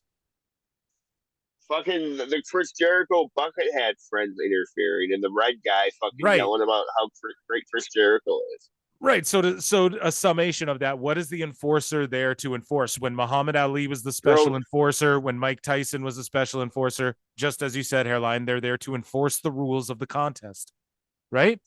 Pretty much to be caught. Well, this match is unfucking sanctioned. So why the fuck is there a special enforcer in a match that's not even sanctioned? Because there's no rules to be enforced, because it's a fucking unsanctioned match. So why the fuck would there be an enforcer in an unsanctioned fucking match? Because you can't have fucking rules to enforce in a match with no fucking rules that isn't even recognized by your organization. And that's why it's unsanctioned, because it's not regulated. So there's no fucking rules. So how is there an enforcer? To enforce a hardcore table spot? You fucking, I'm done. Almost going to quit this show. If Double or Nothing doesn't deliver, you're done, and I'm watching Collision exclusively. Continuing on. Love Sabu. Sorry, not a shit on the segment. That's exciting news. I hope. I hope this Jamie Hayter promo. She's awesome. More Jamie Hayter, please. Garcia versus Strong. Just shoving Garcia down people's throats, the same way they're doing Orange Cassidy. He's getting matches during commercial breaks. They're going through breaks. He gets 3 segment matches. He's supposed to be this guy who's like a gatekeeper. He fucking beat Danielson in it, but then he loses to fuck. He's like the guy you beat. Yeah, man. He's a least fucking intimidating people. Know, and it just drives me. What a waste of fucking Roddy. What a waste of money. So yeah, exactly. Yeah, man, Imagine Roderick Strong having this match against Danielson or Miro or anyone else. It's just insane to me. Literally anyone else. I think I would rather watch him wrestle Chuck. Zack Sabre Jr. just showed up in Ring of Honor. You got all the New Japan guys showing up. Why don't you bring Zack Sabre in? Like anything but this, bro. Holy fuck. I don't know, man. Fuck that guy's dance. Fucking Tony on commentary was all like, we have a great fucking crew of referees here. And it's like, the fuck you do, bro. You got the right. Fucking... It's like you have Aubrey Edwards, then you got Bryce Remsburg, who overacts as well. The skeleton. Yeah. Dude, and then I see a match online where he refereed a match between 2 invisible guys. That was a great match, dude. I loved it. Okay. You know I'm a mark for that, bro. This might be the last episode of Pro Wrestle Times podcast. I might retire entirely. I don't know even. I'm not even sure what to say. Oh, man. Listen, man. I thought it was super dope. Fucking that Roddy's finisher is named after a fucking Killswitch Engage song. That's the shit, dog. Sure. Yeah, man, Killswitch, man, hold on. Yeah, they're great. They're great in 2007, bro. I'm just kidding, bro. Okay. Willow Nightingale. Here's some juice right here. So we didn't talk about Outcast. Paige isn't injured. I'm gonna, that clown meme? We didn't. You know that guy, the meme where the guy's putting the makeup on. Yeah. I'm gonna edit it to like have your teeth. You know what I'm saying? And it's gonna be like, Paige isn't gonna get injured. Paige is a great wrestler.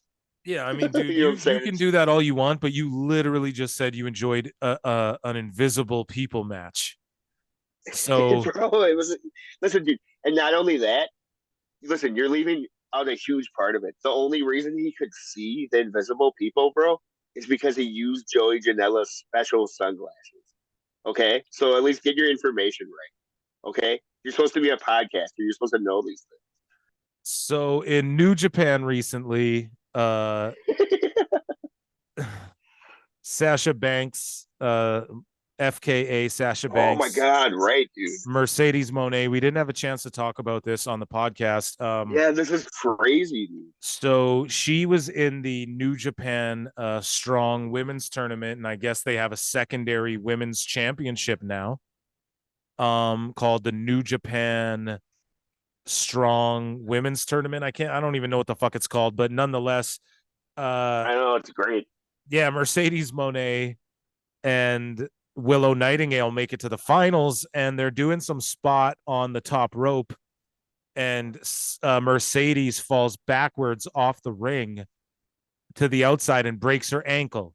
Now, people are speculating that Mercedes called this finish on the fly. I don't know about that, but I mean, she could have. But she broke her ankle in the match, and what happened was Willow Nightingale hits her with the doctor bomb, and then the ref botched it. 1, 2, he didn't count the 3, and Sasha never got her shoulder up, right? So it was just a clusterfuck. But I like both of these girls, and I mean, it's good that Willow Nightingale won this belt, but you have to think they were going to give it to Mercedes, because I think there's a New Japan women's title. There's like a Stardom women's title, and Sasha has one of those. And then this New Japan Strong women's title. So they're really going in with the women's wrestling over there. So this is like a great accolade for Willow. I'm super glad she won. Willow's super over with us. Well, at least with me. But this was like some news, man. Like, what do you make of Sasha like falling off the top rope, breaking her ankle, and then that doctor bomb? People were saying knocked her out a bit too, because she landed kind of stiff, but she couldn't. She was jumping off of one foot and couldn't get up the way she wanted to. And yeah, man, the ref botched the finish, and it's like, referees, you guys too, stop with these spot fest. If her shoulders are down, count the fucking 3. Stop waiting for the finish to go home. She broke her fucking ankle, you idiot. Count the 3. Sorry, you go ahead. Well, I guess I want to start this by saying congrats. Yeah. On one of the previous episodes, you were saying that this is the next girl. She's the next Bailey. Here we are. Boom. Mm-hmm.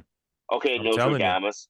Yeah, dude. And fucking, you know, you got the little kids dancing with her. And when you got to watch her in Ring of Honor, dude. When Rick Abani and Coleman start rapping back and forth, they start like kind of battling over her entrance music back and forth as she walks to the ring, you know? And she's great, man. Everybody. And then she's great in the ring. I wrote this a good little promo. It's great. She's so great. And yeah, congrats to her. But I feel so bad for Sasha, dude. Yeah, that's crazy, man. Well, I don't know. Like now she's gonna move away even slower from all those fans outside of her house asking for autographs. So ROH tag titles are on the line. Claudio and Wheeler. Oh, and they're a fun team on Ring of Honor. Not on Ring of Honor. Not on Ring of Honor. Though. Yeah, but not on this isn't Ring of Honor. Main event. It's just Tony needs to realize, and people go arbitrary number, million arbitrary number, but it's not, because you have to think, man, like if 2 million people were gonna ever watch Ring of Honor, they were gonna do it 6, 7, 8, 9 years ago, bro. They're not doing it now all this time later, Tony. So why are you just have AEW and then have Ring of Honor be like your NXT? It's so simple. You have it right there. Just do it. Like be smart, man. Do business right. Anyways, I wrote the fans deserve more from Danielson, and I'm disappointed in him. That's what I wrote. He's almost going to lose me and his GOAT status in my mind. But I do love him. I said this is kind of, man, I enjoyed Daniel Bryan on commentary. Me too. I think that's complete opposite. We are complete opposites about this show, bro. I didn't like a lot of it, but like the things I like, you absolutely hated. I just don't. I loved him on commentary. I think he's great on the stick. He's great commentary. I put him over earlier in the show, but I just wrote him disappointed. He's a part of this BCC shit. You know, I think he's just making the best of. He's just making money for his family, bro, and like, you know, right. I just hope I hope he gets like a little more WWE time. Like I hope this is not it. You know. No, I think he's saving his body for. Well, not saving his body, but I think he's going to put over guys he likes and try and impart some knowledge. And then I think he's just going to go back to WWE and have his one last run there. Why not? You all have to. You're all gonna. Jericho's going to do it too. Jericho with Sammy. And the thing is, too, Jericho's like, Jericho apparently signed like another 10-year deal or something. He's there till he's like 60 years old or something in AEW. But let's be real. If WWE called him and Jericho was like, hey, they want me to show up and induct me and all this shit, Tony would let him. He wouldn't stop him. Tony would be like, "Do you think I could induct him? You talked to Tony would ask to induct him. It'd be great. Yeah, Chris Jericho, he's a really great guy. One time I saw him do this, and I was like, ah. I didn't eat anything today. Jericho's like, dude, I'm so nervous to get inducted. I'm gonna puke. Tony's like, let's do it. We're gonna be on this for a few pods. It ain't. I think it's a forever thing. It is pretty great. I just wrote either way. I love the Lucha Bros. This match was awesome. I love the flippy shit from time to time. I always say Ray Phoenix is so special and so underrated and so underutilized. But Claudio and Wheeler, honestly though, when they're tagging on Ring of Honor, they're great. And I like this, but keep put it on Ring of Honor. Like, what the fuck, So that's my criticism. And I wrote, this is a mid Dynamite overall for sure. And that's my notes. I don't know, man. I thought Phoenix was doing some really great selling throughout the match, but what I really just didn't like here is he just really worked for a hot tag to Penta, and the hot tag just sucked. You know what I'm saying? The crowd didn't give a shit. You know what I'm saying? The wrestling psychology again isn't there. And I know I'm just saying the same shit I say every week, but it's just another example. Crap, bro. It's just crazy. It's almost like people say this shit and then they go, you just sound like Cornette, or you just sound like these people. And the thing is that no, we're all saying it because we're all I don't agree with Cornette on a bunch of shit. I just called out some shit I didn't agree with him on. But the thing is that when we're all saying this one thing and everyone seems to half the audience that are no, I'd watch this show, but there's no fucking psychology and it's made for marks. And it's instead of going, well, let me try it your way. Let me try the criticism and wear it for a day and fucking maybe roll with that. It's they're going, nope, we're right and we're going to do what we want to do. And just to prove you wrong. But then they keep proving themselves wrong, but then they sell 70K in fucking Wembley. And then we all got to shut up for 2 months until this show's done, because they sold 70. I don't give a fuck. WWE sells that many tickets every 2 months, you know what I mean? Or whatever. Every time they do a big show, how many tickets do you think they sold in Saudi? The fuck you talking about? I don't Yeah, for real, bro. Yeah. I don't know, man.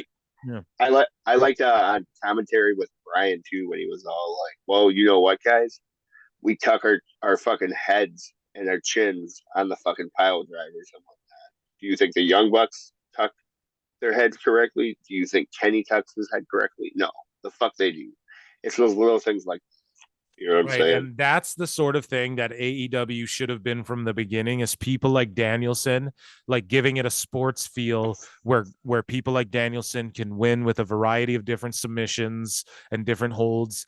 And we do see more small packages and real wrestling. And they should have had things like that, where Danielson, you have credible people come in and on commentary instead of this fucking, oh, and welcome to Dynamite and fucking blah, blah, blah. It should be somebody who's in there going, listen, the reason pro wrestlers, they wrestle every week, it's not like MMA, so they don't punch. The reason they chop and don't punch with a closed fist is because they'll break their hands, and you don't want to break your hands and or get cut up or cut up your opponent, because the match might get stopped, and if the match gets stopped, you don't get the winning money, because the winning money's more. And guess what? That's why we use elbow strikes and we use forearms and we don't use and we use palm strikes and chops in pro wrestling, is because we don't want to break our hands. We have to wrestle week to week. In MMA, they might fight 3 times a year, so they're gonna wrap their hands up to punch each other in the face, dead in the face.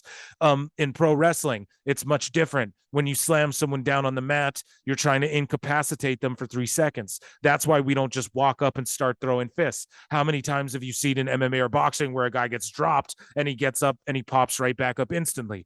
Hey, you can win with a variety of submission holds. Hey, every time fucking Moxley hits the paradigm shift, he wins 70% of matches. But every time he attempts it and it gets reversed, fucking his opponent wins 33% of matches. So he'll have to look out for that. That, when they're like, Tony Khan's a statistics sports guy, that's what it should have been. And they'd be owning WWE right now. They'd be owning them, because you see WWE going in that more sports shit, and then they just merged with Endeavor. So all you're going to see is more of that sports packaging, the international sports presentation. The blood is going to come back. They'd be fucking 10 years ahead of the game, but they haven't hired your boy Phil yet. And with that being said, anyways, fucking the Twinks made their way down to the ring from Camp Cucamonga. Right. Oh, I just skipped over a whole bunch of shit there. Sorry. Yeah. I don't blame you. You want to skip over the elite? I would No. love to. Well, Can we? you take us through it. I was dozing off I during really this, and don't I'm not want lying. to. Yeah, you tell us about it. The Bucks. So basically, the Young Bucks come down to the ring, do a bunch of Twinkie stuff because they're a bunch of twinks. I'm just happy they're fucking bald Twinkie friends, not there fucking walking around with the camera. And then Mox made his way down to the ring to bleed, but for some reason he didn't bleed. He just picked up the microphone and told the Young Bucks that their friends are weak. And it's like, those are the facts, bro. You know what I'm saying? God, he's just reciting the lines that were like the outline for what was written for CM Punk when that's supposed to be their angle, and it's truly despicable what's going on right now in the professional wrestling industry, at least on the side of AEW, in my opinion. Yeah, not WWE. And I forced you into this. I forced you into watching the show every week. Well, our lovely listeners actually did, because if they weren't listening, I wouldn't be taking it seriously. You know what I'm saying? Be like, nope, I'm not spending my free time watching this. Exactly. But I got that new Zelda game. You know what I'm saying? I got that new Zelda game everyone fucking loves, but I can't fucking play it because I'm busy watching wrestling all goddamn day. I'm trying to get days in on Stardew Valley, bro. I'm probably gonna try and do that after this pod. I'm so happy we're done with fucking AEW. Let's get into fucking Impact here, bro. Yeah, let's get into Impact. So from a fucking Dynamite that I just screamed about, getting into an Impact that I'll scream about in a good way, scream about in a positive way. Yeah. Man, just a good hour of wrestling is Impact. Guys, let us know our clips for Impact ROH stuff isn't like hitting that hard, which isn't like a surprise, but it's our show, so we're just gonna keep putting Impact over. What? And until we get jobs with Impact or something. Yeah, it's okay. For real, I love this. I would work for this company tomorrow. I love this company. I love everything they do, really. So let's get into Impact. They're in Chicago once again. They did like a series of tapings there. I think they all sold out those. So I mean, I don't know, man. Good for them. Yeah, good, really good for them. And this episode, I don't know if they started it with a package right off rip, but they opened it with a video package recapping that last week, man. And which they always do. They always phenomenal video editor. Right, and they always catch you up on like what the show is, and that's what I like is even in WWE as well, it's the same characters week to week. I watch a show and I know the main core characters that are going to be on this show that I enjoy watching. It's like that's the problem with AEW is that and that's where this gets convoluted. Not to bring it to AEW, it's always a comparison, but see, folks, we even compare Impact to WWE and AEW as well. It's not just those two. But AEW, the thing is like you won't see a guy for 3 months and then you just see him and he's like in a hardcore match because of some shit they did on Rampage or on YouTube or something. And then people say, where's the stories? And then the AEW fans, which I'm one of them, but they mock people and go, and I'm not one of these people, but they mock people and go like, oh, where's the story? Everything needs a story. And it's like, that's not what we're saying. We're not saying like everything needs an angle. And we're not saying everything, because everything in AEW has a fucking angle. There's always an angle being worked. But when there doesn't need to be. But what it is like not a story in that sense, but just a story in like, okay, we need week to week progression. Like people compare like, oh, why is Cody facing Ludwig Kaiser this week? Where's the story?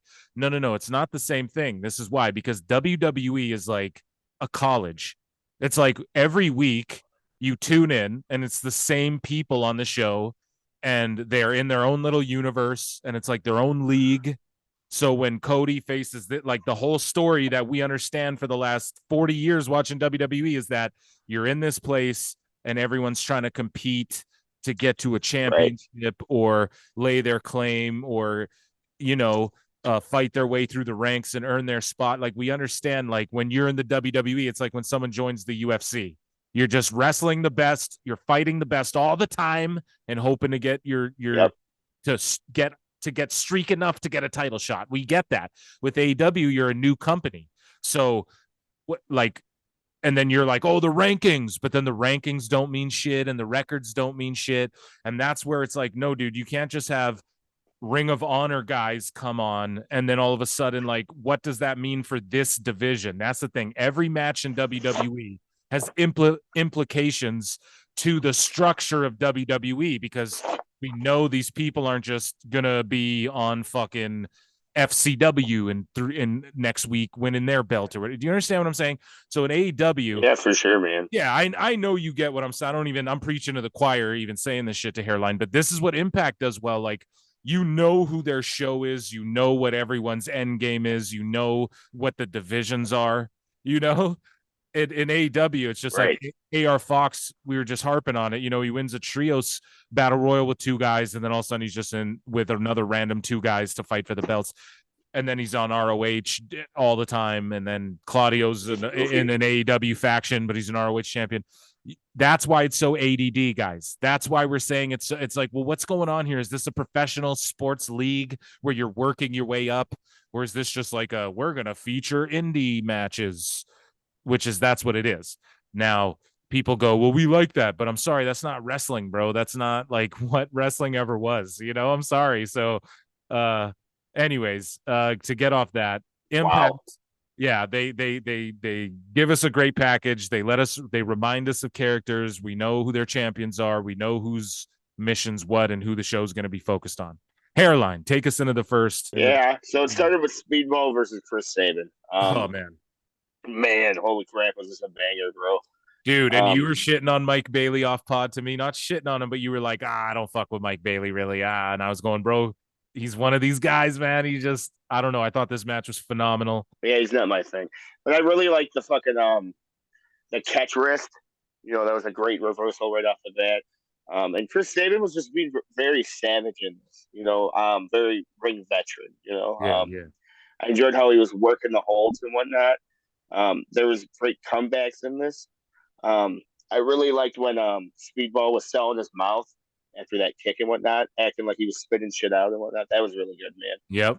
Oh yeah, I was just gonna say my favorite spot of the match would probably be the power bomb off the apron onto the floor. Right.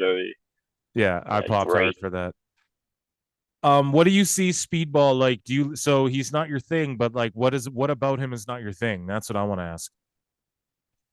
I'm just not really into the flippy shit, man. Like, obviously, like there was storytelling and whatnot here. Yeah.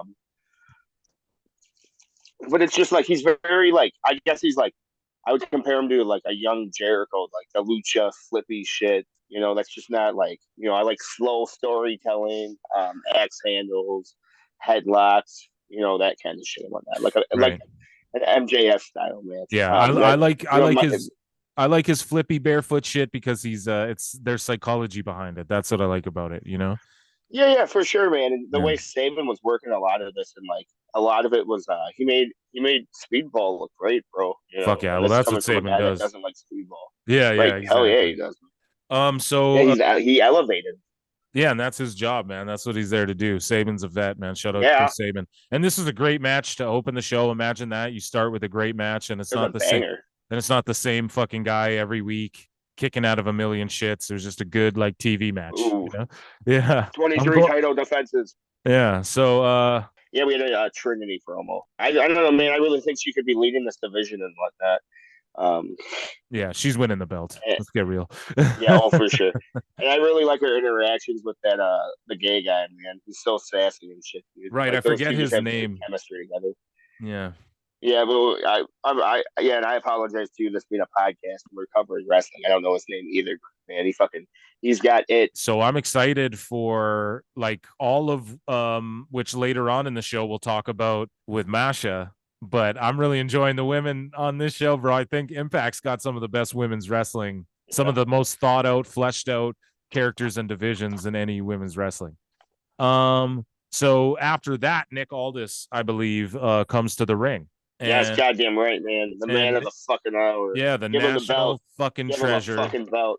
Yeah, dude. And he's coming out here. They're obviously, this is what I like about Impact as well. They're not just gonna shoehorn fucking Nick Aldis in, although he will get a belt. But first, he's got to beat Kenny King, a guy that they some history.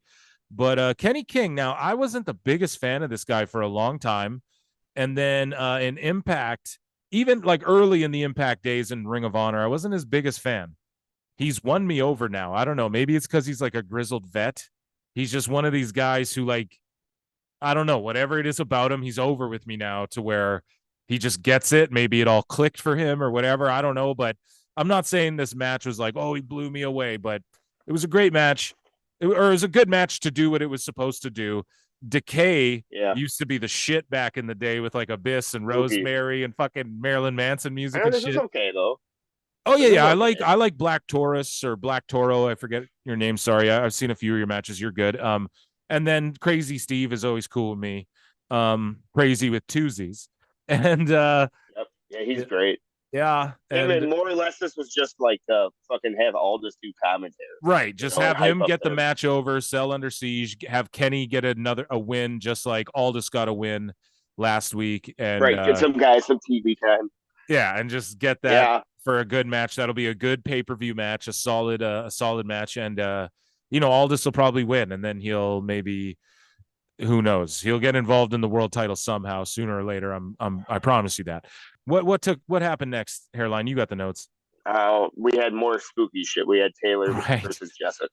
Right. And it was a quick some squash match, fucking just to keep the coven hot, keep them over. So we talked about earlier in the show, or maybe not this show, but either way, we were talking about a few pods back.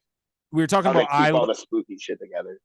Oh, right, that but also we were talking about Isla Dawn and Alba Fire, and then we were sort of comparing them to the Coven. Hairline so far, we were. Which is more over with you, the Coven? Oh man, so the ones over in WWE, that redhead's way finer than anyone else. So I'm just gonna default to them. Fair. I think. Oh, go ahead. I have a penis. Right. I have a penis. Yeah, I think Alba Fire and Isla Dawn, I think their chemistry, I think what they're kind of more like how do you say like Lost Boys type, even though I know Yeah. Right. No, for sure, bro. I know Lost Boys vampires, Marks, and I know Lost Boys is vampires for the Marks in the comments who are gonna correct me, but they're like Lost Boys witches, whereas the Coven is more like, have you ever seen the movie called Four Rooms? Yes. Okay, that's like one of my all-time favorite movies. So the first room, Madonna and these other, they're like a coven of witches. The guy finds out, right? And they get his semen, Tim Roth, and they're like that. They're like the quirky kind of like charmed kind of witches, like 90s kind of, but like modern, So I don't know. I think that's the main difference between them. But nonetheless, I like this match. Okay, go ahead. So speaking of great chemistry, though, man, that hourglass hit and Courtney Rush hit the fucking ring, and it was some fun spooky shit. You know what I'm saying? And I really think fucking Jessica and this fucking Courtney Rush character that she's portraying right now got some really good energy together, man. And I'm really excited for this. As you know, man, I'm a sucker for that WWE level shit, and it's just like these two have great mic skills together, as you can see. I like the whole like how it started on her shoes and whatnot. I don't know, man. Definitely looking forward to more of that. They had a quick squash match, and then afterwards we went backstage, I believe, correct? Yeah. Tell us about it. It was just a promo, man. So next up we had Rick Swann versus the dude from Design. Right. How do you like Rich Swann and Callahan together? I don't know, man. Like, it doesn't really make sense. But as a guy that's been watching AEW the past fucking 4 weeks or so, I'm kind of conditioned to these random teams, and I gotta say these two do have great chemistry. Like, they do. They're like the odd couple, Right. Yeah. They're like Lethal Weapon. You know what I'm saying?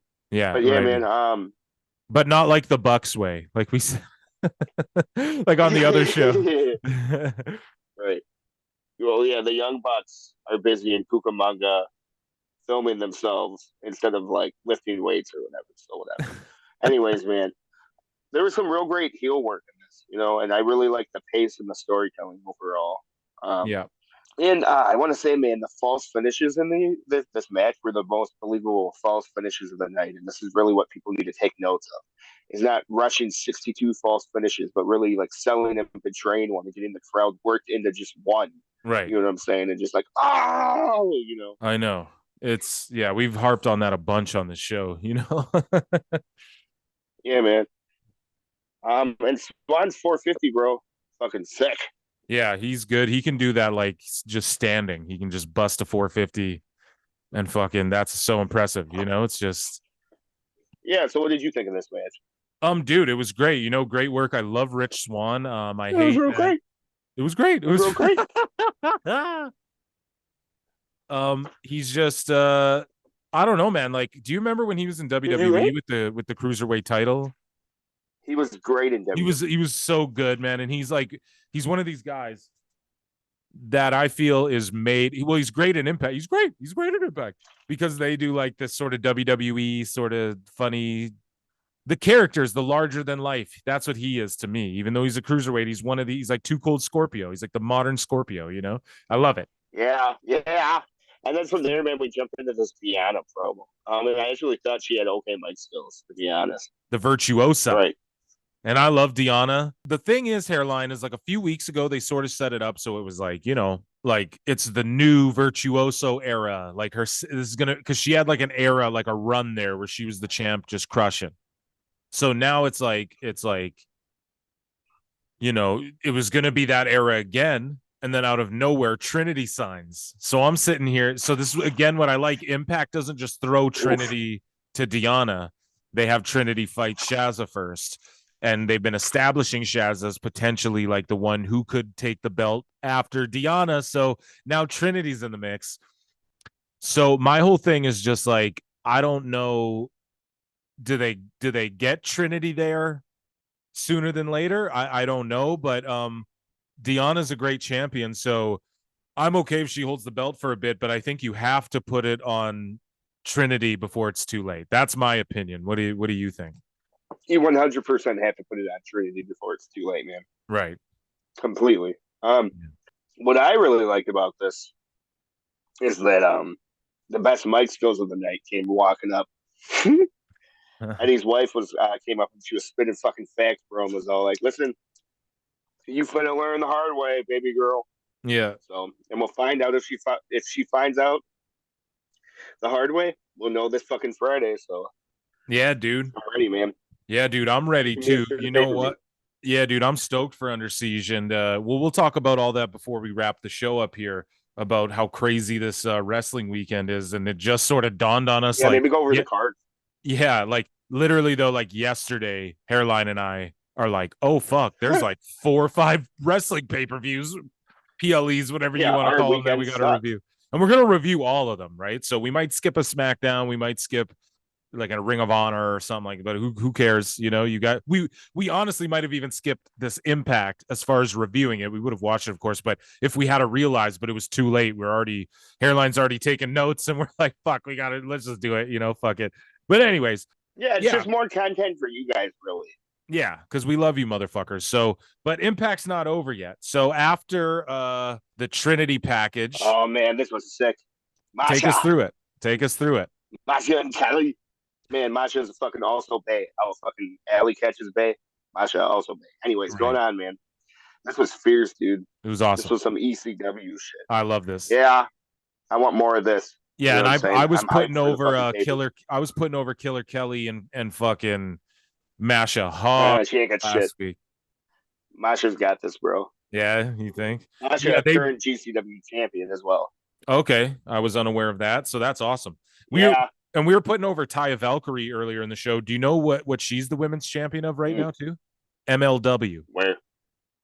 Yeah, yeah, man. I was about to say we should check out some MLW, but man, not this weekend. Do you know what no one's talking about? How Alexander Hammerstone has been their champion for like, I think longer. Like, I don't want to talk out of my ass, but listen, those marks over at the NWA podcast are for sure talking about it.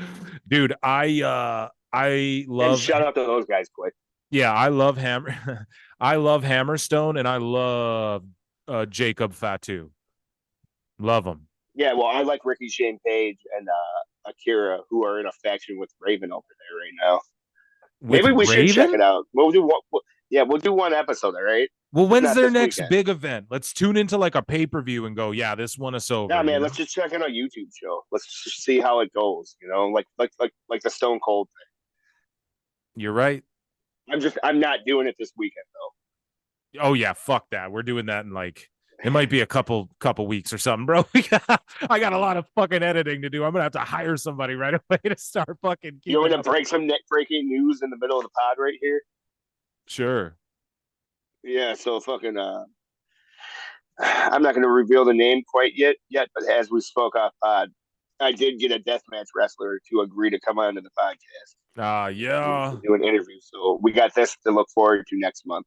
Yeah, okay. Breaking So news. next month, expect some interviews, guys. Expect some dirt sheet guys, expect some wrestlers. Yeah, figure it out. Maybe a guy who makes maybe Hairline could also talk to his good pal who's made music for like AEW and things of such. Maybe he would like to come talk to us. We'll figure that all out as we go. But next month, expect like a special appearance or two, perhaps, you know. Anyways, though, let's get back into Impact. So I want to get these shirts going. They'll be great. Yeah, it'll be real great. But next up, after the Majra thing, we had Alicia Edwards. Right. I wanted you to bring it up. Alicia? I need to say it right. Alicia Edwards. I don't know. No, it's Alicia. I can't say it like a white person. Alicia Edwards. Alicia Edwards. Yeah, there we go. And versus Jordan Grace, my God. Mm-hmm. What a fucking attacking Titan, big girl, fucking plus size, fucking give me the fucking a whole bucket of wings. Yeah, that's Josh. That's Josh Gresham's wife. Makes sense. This was really quick work, man. Very realistic. This is man. This we put Impact over is because it's like it's good wrestling psychology, right? Like, so the Juggernaut Jordan Grace, man, she had a good match. Right. I like her, man. I like her a lot. I could blow this fucking knockouts division all day. If you guys like women wrestling, all you women's wrestling stands, there's a lot of you who are like, we need women a chance. Watch Impact then. Impact should be at least beating fucking Rampage in the ratings. Come on. Come on. They got the best women's wrestling. Sorry. No, man. I want to get into now in my opinion, the highlight of this Impact. Okay. Why Dango? Why? Why Dango? Why? Yeah, man. So I don't know. I like the way this was filmed. I always pop for Dirty Dango. I know that Tyler Breeze has good ties with WWE, but I don't know why, especially because he's Canadian, bro. Why hasn't he joined Impact with Dango and why don't they do their shit over there? I think that would be huge for them. I don't know.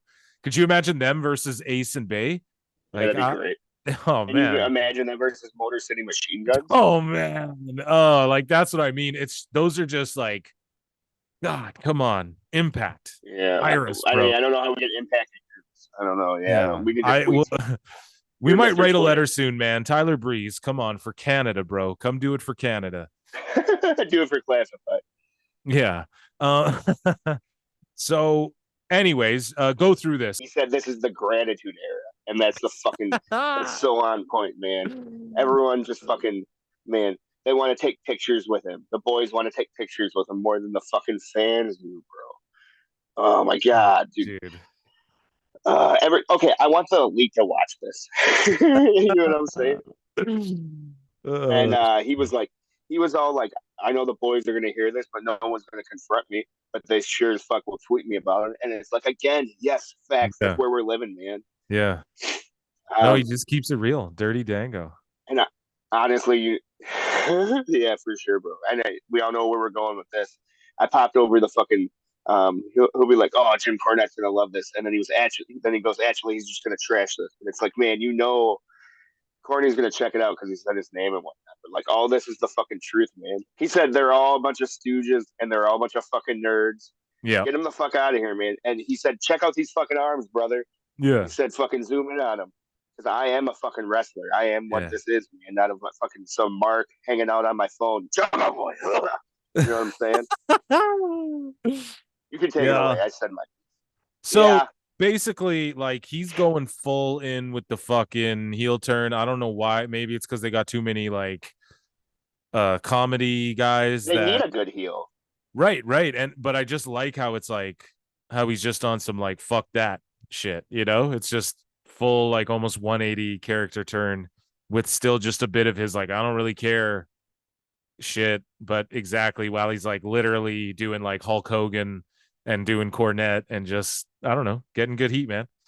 Fucking go for it, make the money, get the title shot. Even though the champ's a heel with Macklin, PCO's not winning the belt. But Josh Alexander, I think they're just waiting for him to heal. You don't think PCO's winning the belt? No, bro, because I'm telling you, like Josh Alexander's like their most over babyface. He was like their reigning champion forever. He's had all these great storylines, man. Even like Bubba Ray Dudley came in and did a great Josh Alexander storyline. And like this is right before you started watching, and there's this segment, you almost have to watch it.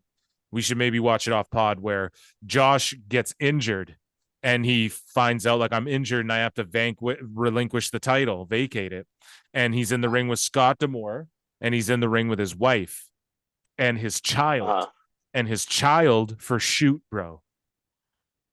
As Scott D'Amore's taking the belt away from Josh Alexander, I get goosebumps, bro. This is how good Impact was. Like, I'm telling you, his Alexander's kid for shoot runs to D'Amore and snags the title away, crying, and is like holding his dad's belt, like, no, don't take it from my dad. That's and it's crazy. Wasn't part of the show, dude. They didn't plan that, right? And so, Josh had to take the belt and hug his kid and be like, no, like it's okay. So I'm getting like goosebumps talking about it, man. We should watch it off pod, but Josh is gonna come back when he's healed up. He was the guy teaming with Ethan Page. They were the True North or whatever. Oh, weird. Fucking great tag team, man. And so Josh is going to come back and beat up Macklin because I think Macklin's the one who injured him, right? So PCO is just like a strong guy to keep Macklin like, yeah, that's what it is. So, no. Drew McIntyre. Yeah. and PCO's older, man. He's got to elevate people. That's sort of his job too, and he's like Dustin Rhodes though. It's like he's a freak. Like how the fuck are you still going like better than you have ever now, at this age. So no, for sure, man. Yeah. But yeah, next up was the tag match. The tag match. Ace and Bay. Yeah. I love Ace and Bay. They're whatever. Okay, what about the Good Hands? Man, I just can't stand Zack Ryder's fucking buddy. He doesn't. Me out of it. But if they got rid of him, dude, this tag team would be great. Well, then who's their manager? They need a manager. They're like that team. There's not some girl back there. I don't know. Just not Zack Ryder's fucking friend who's always shitting on Vince McMahon. Those Good Hand guys would be great with like a Cornette, dude. You're goddamn right. Now you're speaking the truth, brother. Yeah, who was shitting on Vince McMahon? Who was doing that? Brian Myers? Yeah, Zack Ryder's buddy. Was it in like a shoot interview, dude? I worked for this YouTube channel for a little bit called I think like Wrestling Shoot Clips or something. And I bet you love that. Oh, I did, dude. I cut up Brian Myers' interview. Like his interview. So you know exactly what I'm talking about. Yeah. I just kind of forgot about the shit out of me. As a WWE mark, bro. I'm like, yeah, man. That's what I'm beefing about is that fucking interview, bro. Right. Well, moving That's why on. I don't like the guy. So I mean a good match. Fucking man. Listen, dude. Listen. He is where he's at and has the things he has because of Vince McMahon. Right. And that's a fact. Okay, well, technically. The Good Hands, though, they are good hands, though. A couple of good hands. Yeah, these guys are great, like I said, man. Yeah. And the fucking, I don't know, man. It's not that I'm not digging the Bullet Club guys. Like these guys are great workers. This match was fucking awesome. It was great. Just like it was great. I can't. Yeah, it was real great. Have you ate? I haven't ate yet. Are you Bullet Club? Soda water. Are you Bullet Club? Oh, Bullet Club for life here. Yeah, you be Bullet Club. It'll be great. Yeah, they're eventually going to be over in AEW. Yeah. Outside of that, man, it's just hard for me to get invested into some Bullet Club shit like that. I know, but they are great workers. Yeah. It's just filler shit. You know what I'm saying? And like, I'm not shitting on that. The guys did great work though. There was 6 DDTs, 6 spears, and the ending was super fucking sweet, man. Yeah, and I like how all of these guys like are good at selling, bro. I love when guys can sell. Yeah, man. Yeah. Tweet this shit to Impact, bro. Yeah, we should, dude. I'm just gonna start tagging Impact in our clips and seeing what happens, like about them. Yeah. And Kevin Gill too. Yeah, dude. What's up with the Kevin Gill, boy, the the deathmatch wrestling clip, you know? I don't care if that's not our highest viewed shit ever in the world. We're still going to talk about that stuff. No, this is it our does interest me. podcast, right? Yeah, exactly, man. This is our podcast. Yeah. We're going to do whatever the fuck we want. You know? Like you So, said, man, we're happy with 10 views. Right. So after this match, the Indu Sheer, no, just kidding. These guys have been around, I think, longer than Indu Sheer, but for real though, these guys come out and I'm not skipping anything, am I? I think it goes to these guys coming out. No, it was Macklin first. It was Macklin first. Right, and then because Macklin's been hiring these guys. I took out PCO, and because of that, I give this fucking jabroni a fucking title shot. And he did his backstage, and they kind of recapped what happened, like with PCO and him last week, and him dancing down to the ring. How dare him fight the legendary Dr. Shankenstein? Okay, draw the line there. You just love Shanky, but Shanky's biting Khali. So what are we really talking about here? But that's like saying you're biting Hulk Hogan or Ric Flair. Like, obviously, that's like saying Moxley is famous from Dragon Gate, bro. Okay. I don't know about that, but continue. So he basically is just like, I'm gonna fuck PCO up. I'm gonna call out a man. I know he's kind of good on the mic. He is. Macklin's good. He's solid. He's a guy that, okay, you put the title on him. He's going to have good matches. He's not going to hurt anybody. He's going to cut good promos, you know? So, okay. He's one of their hottest heels, too, even though it's not really over with me. It doesn't really have heat with me. Okay. I'll watch him fight PCO, you know? My favorite, oh, my God. The commentary's starting to get over with me, bro. I told you. It's really good. It's good shit, pal. Yeah. I'm not a fan. He wants you and Aiden English to come back to WWE. You're going to do commentator on... You're going to do commentary on our third show. Yeah. What's our third show? Nick, it doesn't matter. We're going to call it. Yeah, I know. We're going to call it WWF Nitro. Yeah. We're going to call it Nitro. Sorry, go ahead. Are you done? Yeah. I don't know. Am I done? I thought I was retired, but I'm not really actually retired. Yeah, I'm back in Stamford doing creative. Yeah. Drive by and see the lights are on. Yeah, pal. Making calls to Triple H, send CM Punk home. CM Punk, if you don't send him home, he's not contracted us. If you don't send him home right now, CM Punk. Yeah.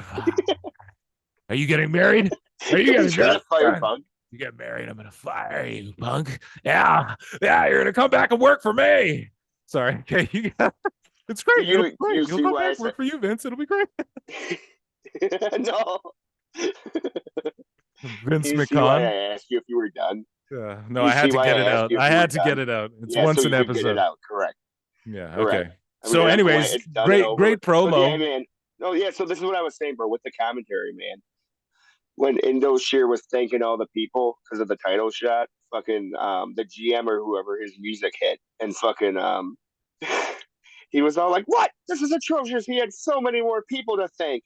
And that popped the living shit out of me. Yeah. I love it, man. It's so good. I love it. I love Aiden. They're just doing like old WWF shit, man. That's the best type of commentary. I don't care what anyone says. But speaking of that, and then we'll get into this like last segment there. Speaking of like fucking WWE, who do you think, like, if they do a third show, who do you think their commentator is going to be? Like, obviously AEW is just going to stick Excalibur on whatever other show they do, but who do you think do you think they bring back like Mauro Ranallo, or do you think they're like? Oh, it'll definitely be Excalibur, so we'll take it from there, but I'm not sure. Yeah, but in WWE, I mean, when is this show? Saturday? Well, the AEW show Saturdays, but like the WWE, they're looking to do like a third primary show as well now. Oh, okay. We're talking about WWE. Yeah, so who do you think they get to call it? Do you think they bring like Mauro Ranallo back, or like what do you think? And McAfee. But he's busy. He just signed like a fucking like a $12 million ESPN deal or something. He's with them. That's he won't be in WWE. He'll just show up at like big events like Mania and shit. Again. Yeah, fuck yeah, he will. And I'm gonna pop like a motherfucker. Yeah, that's good. Save him for that. Suddenly gonna be like, oh, hairline's popping over. Yeah, so good luck. Scott D'Amore makes his way down to the ring after fucking interrupting this thank you speech. Right.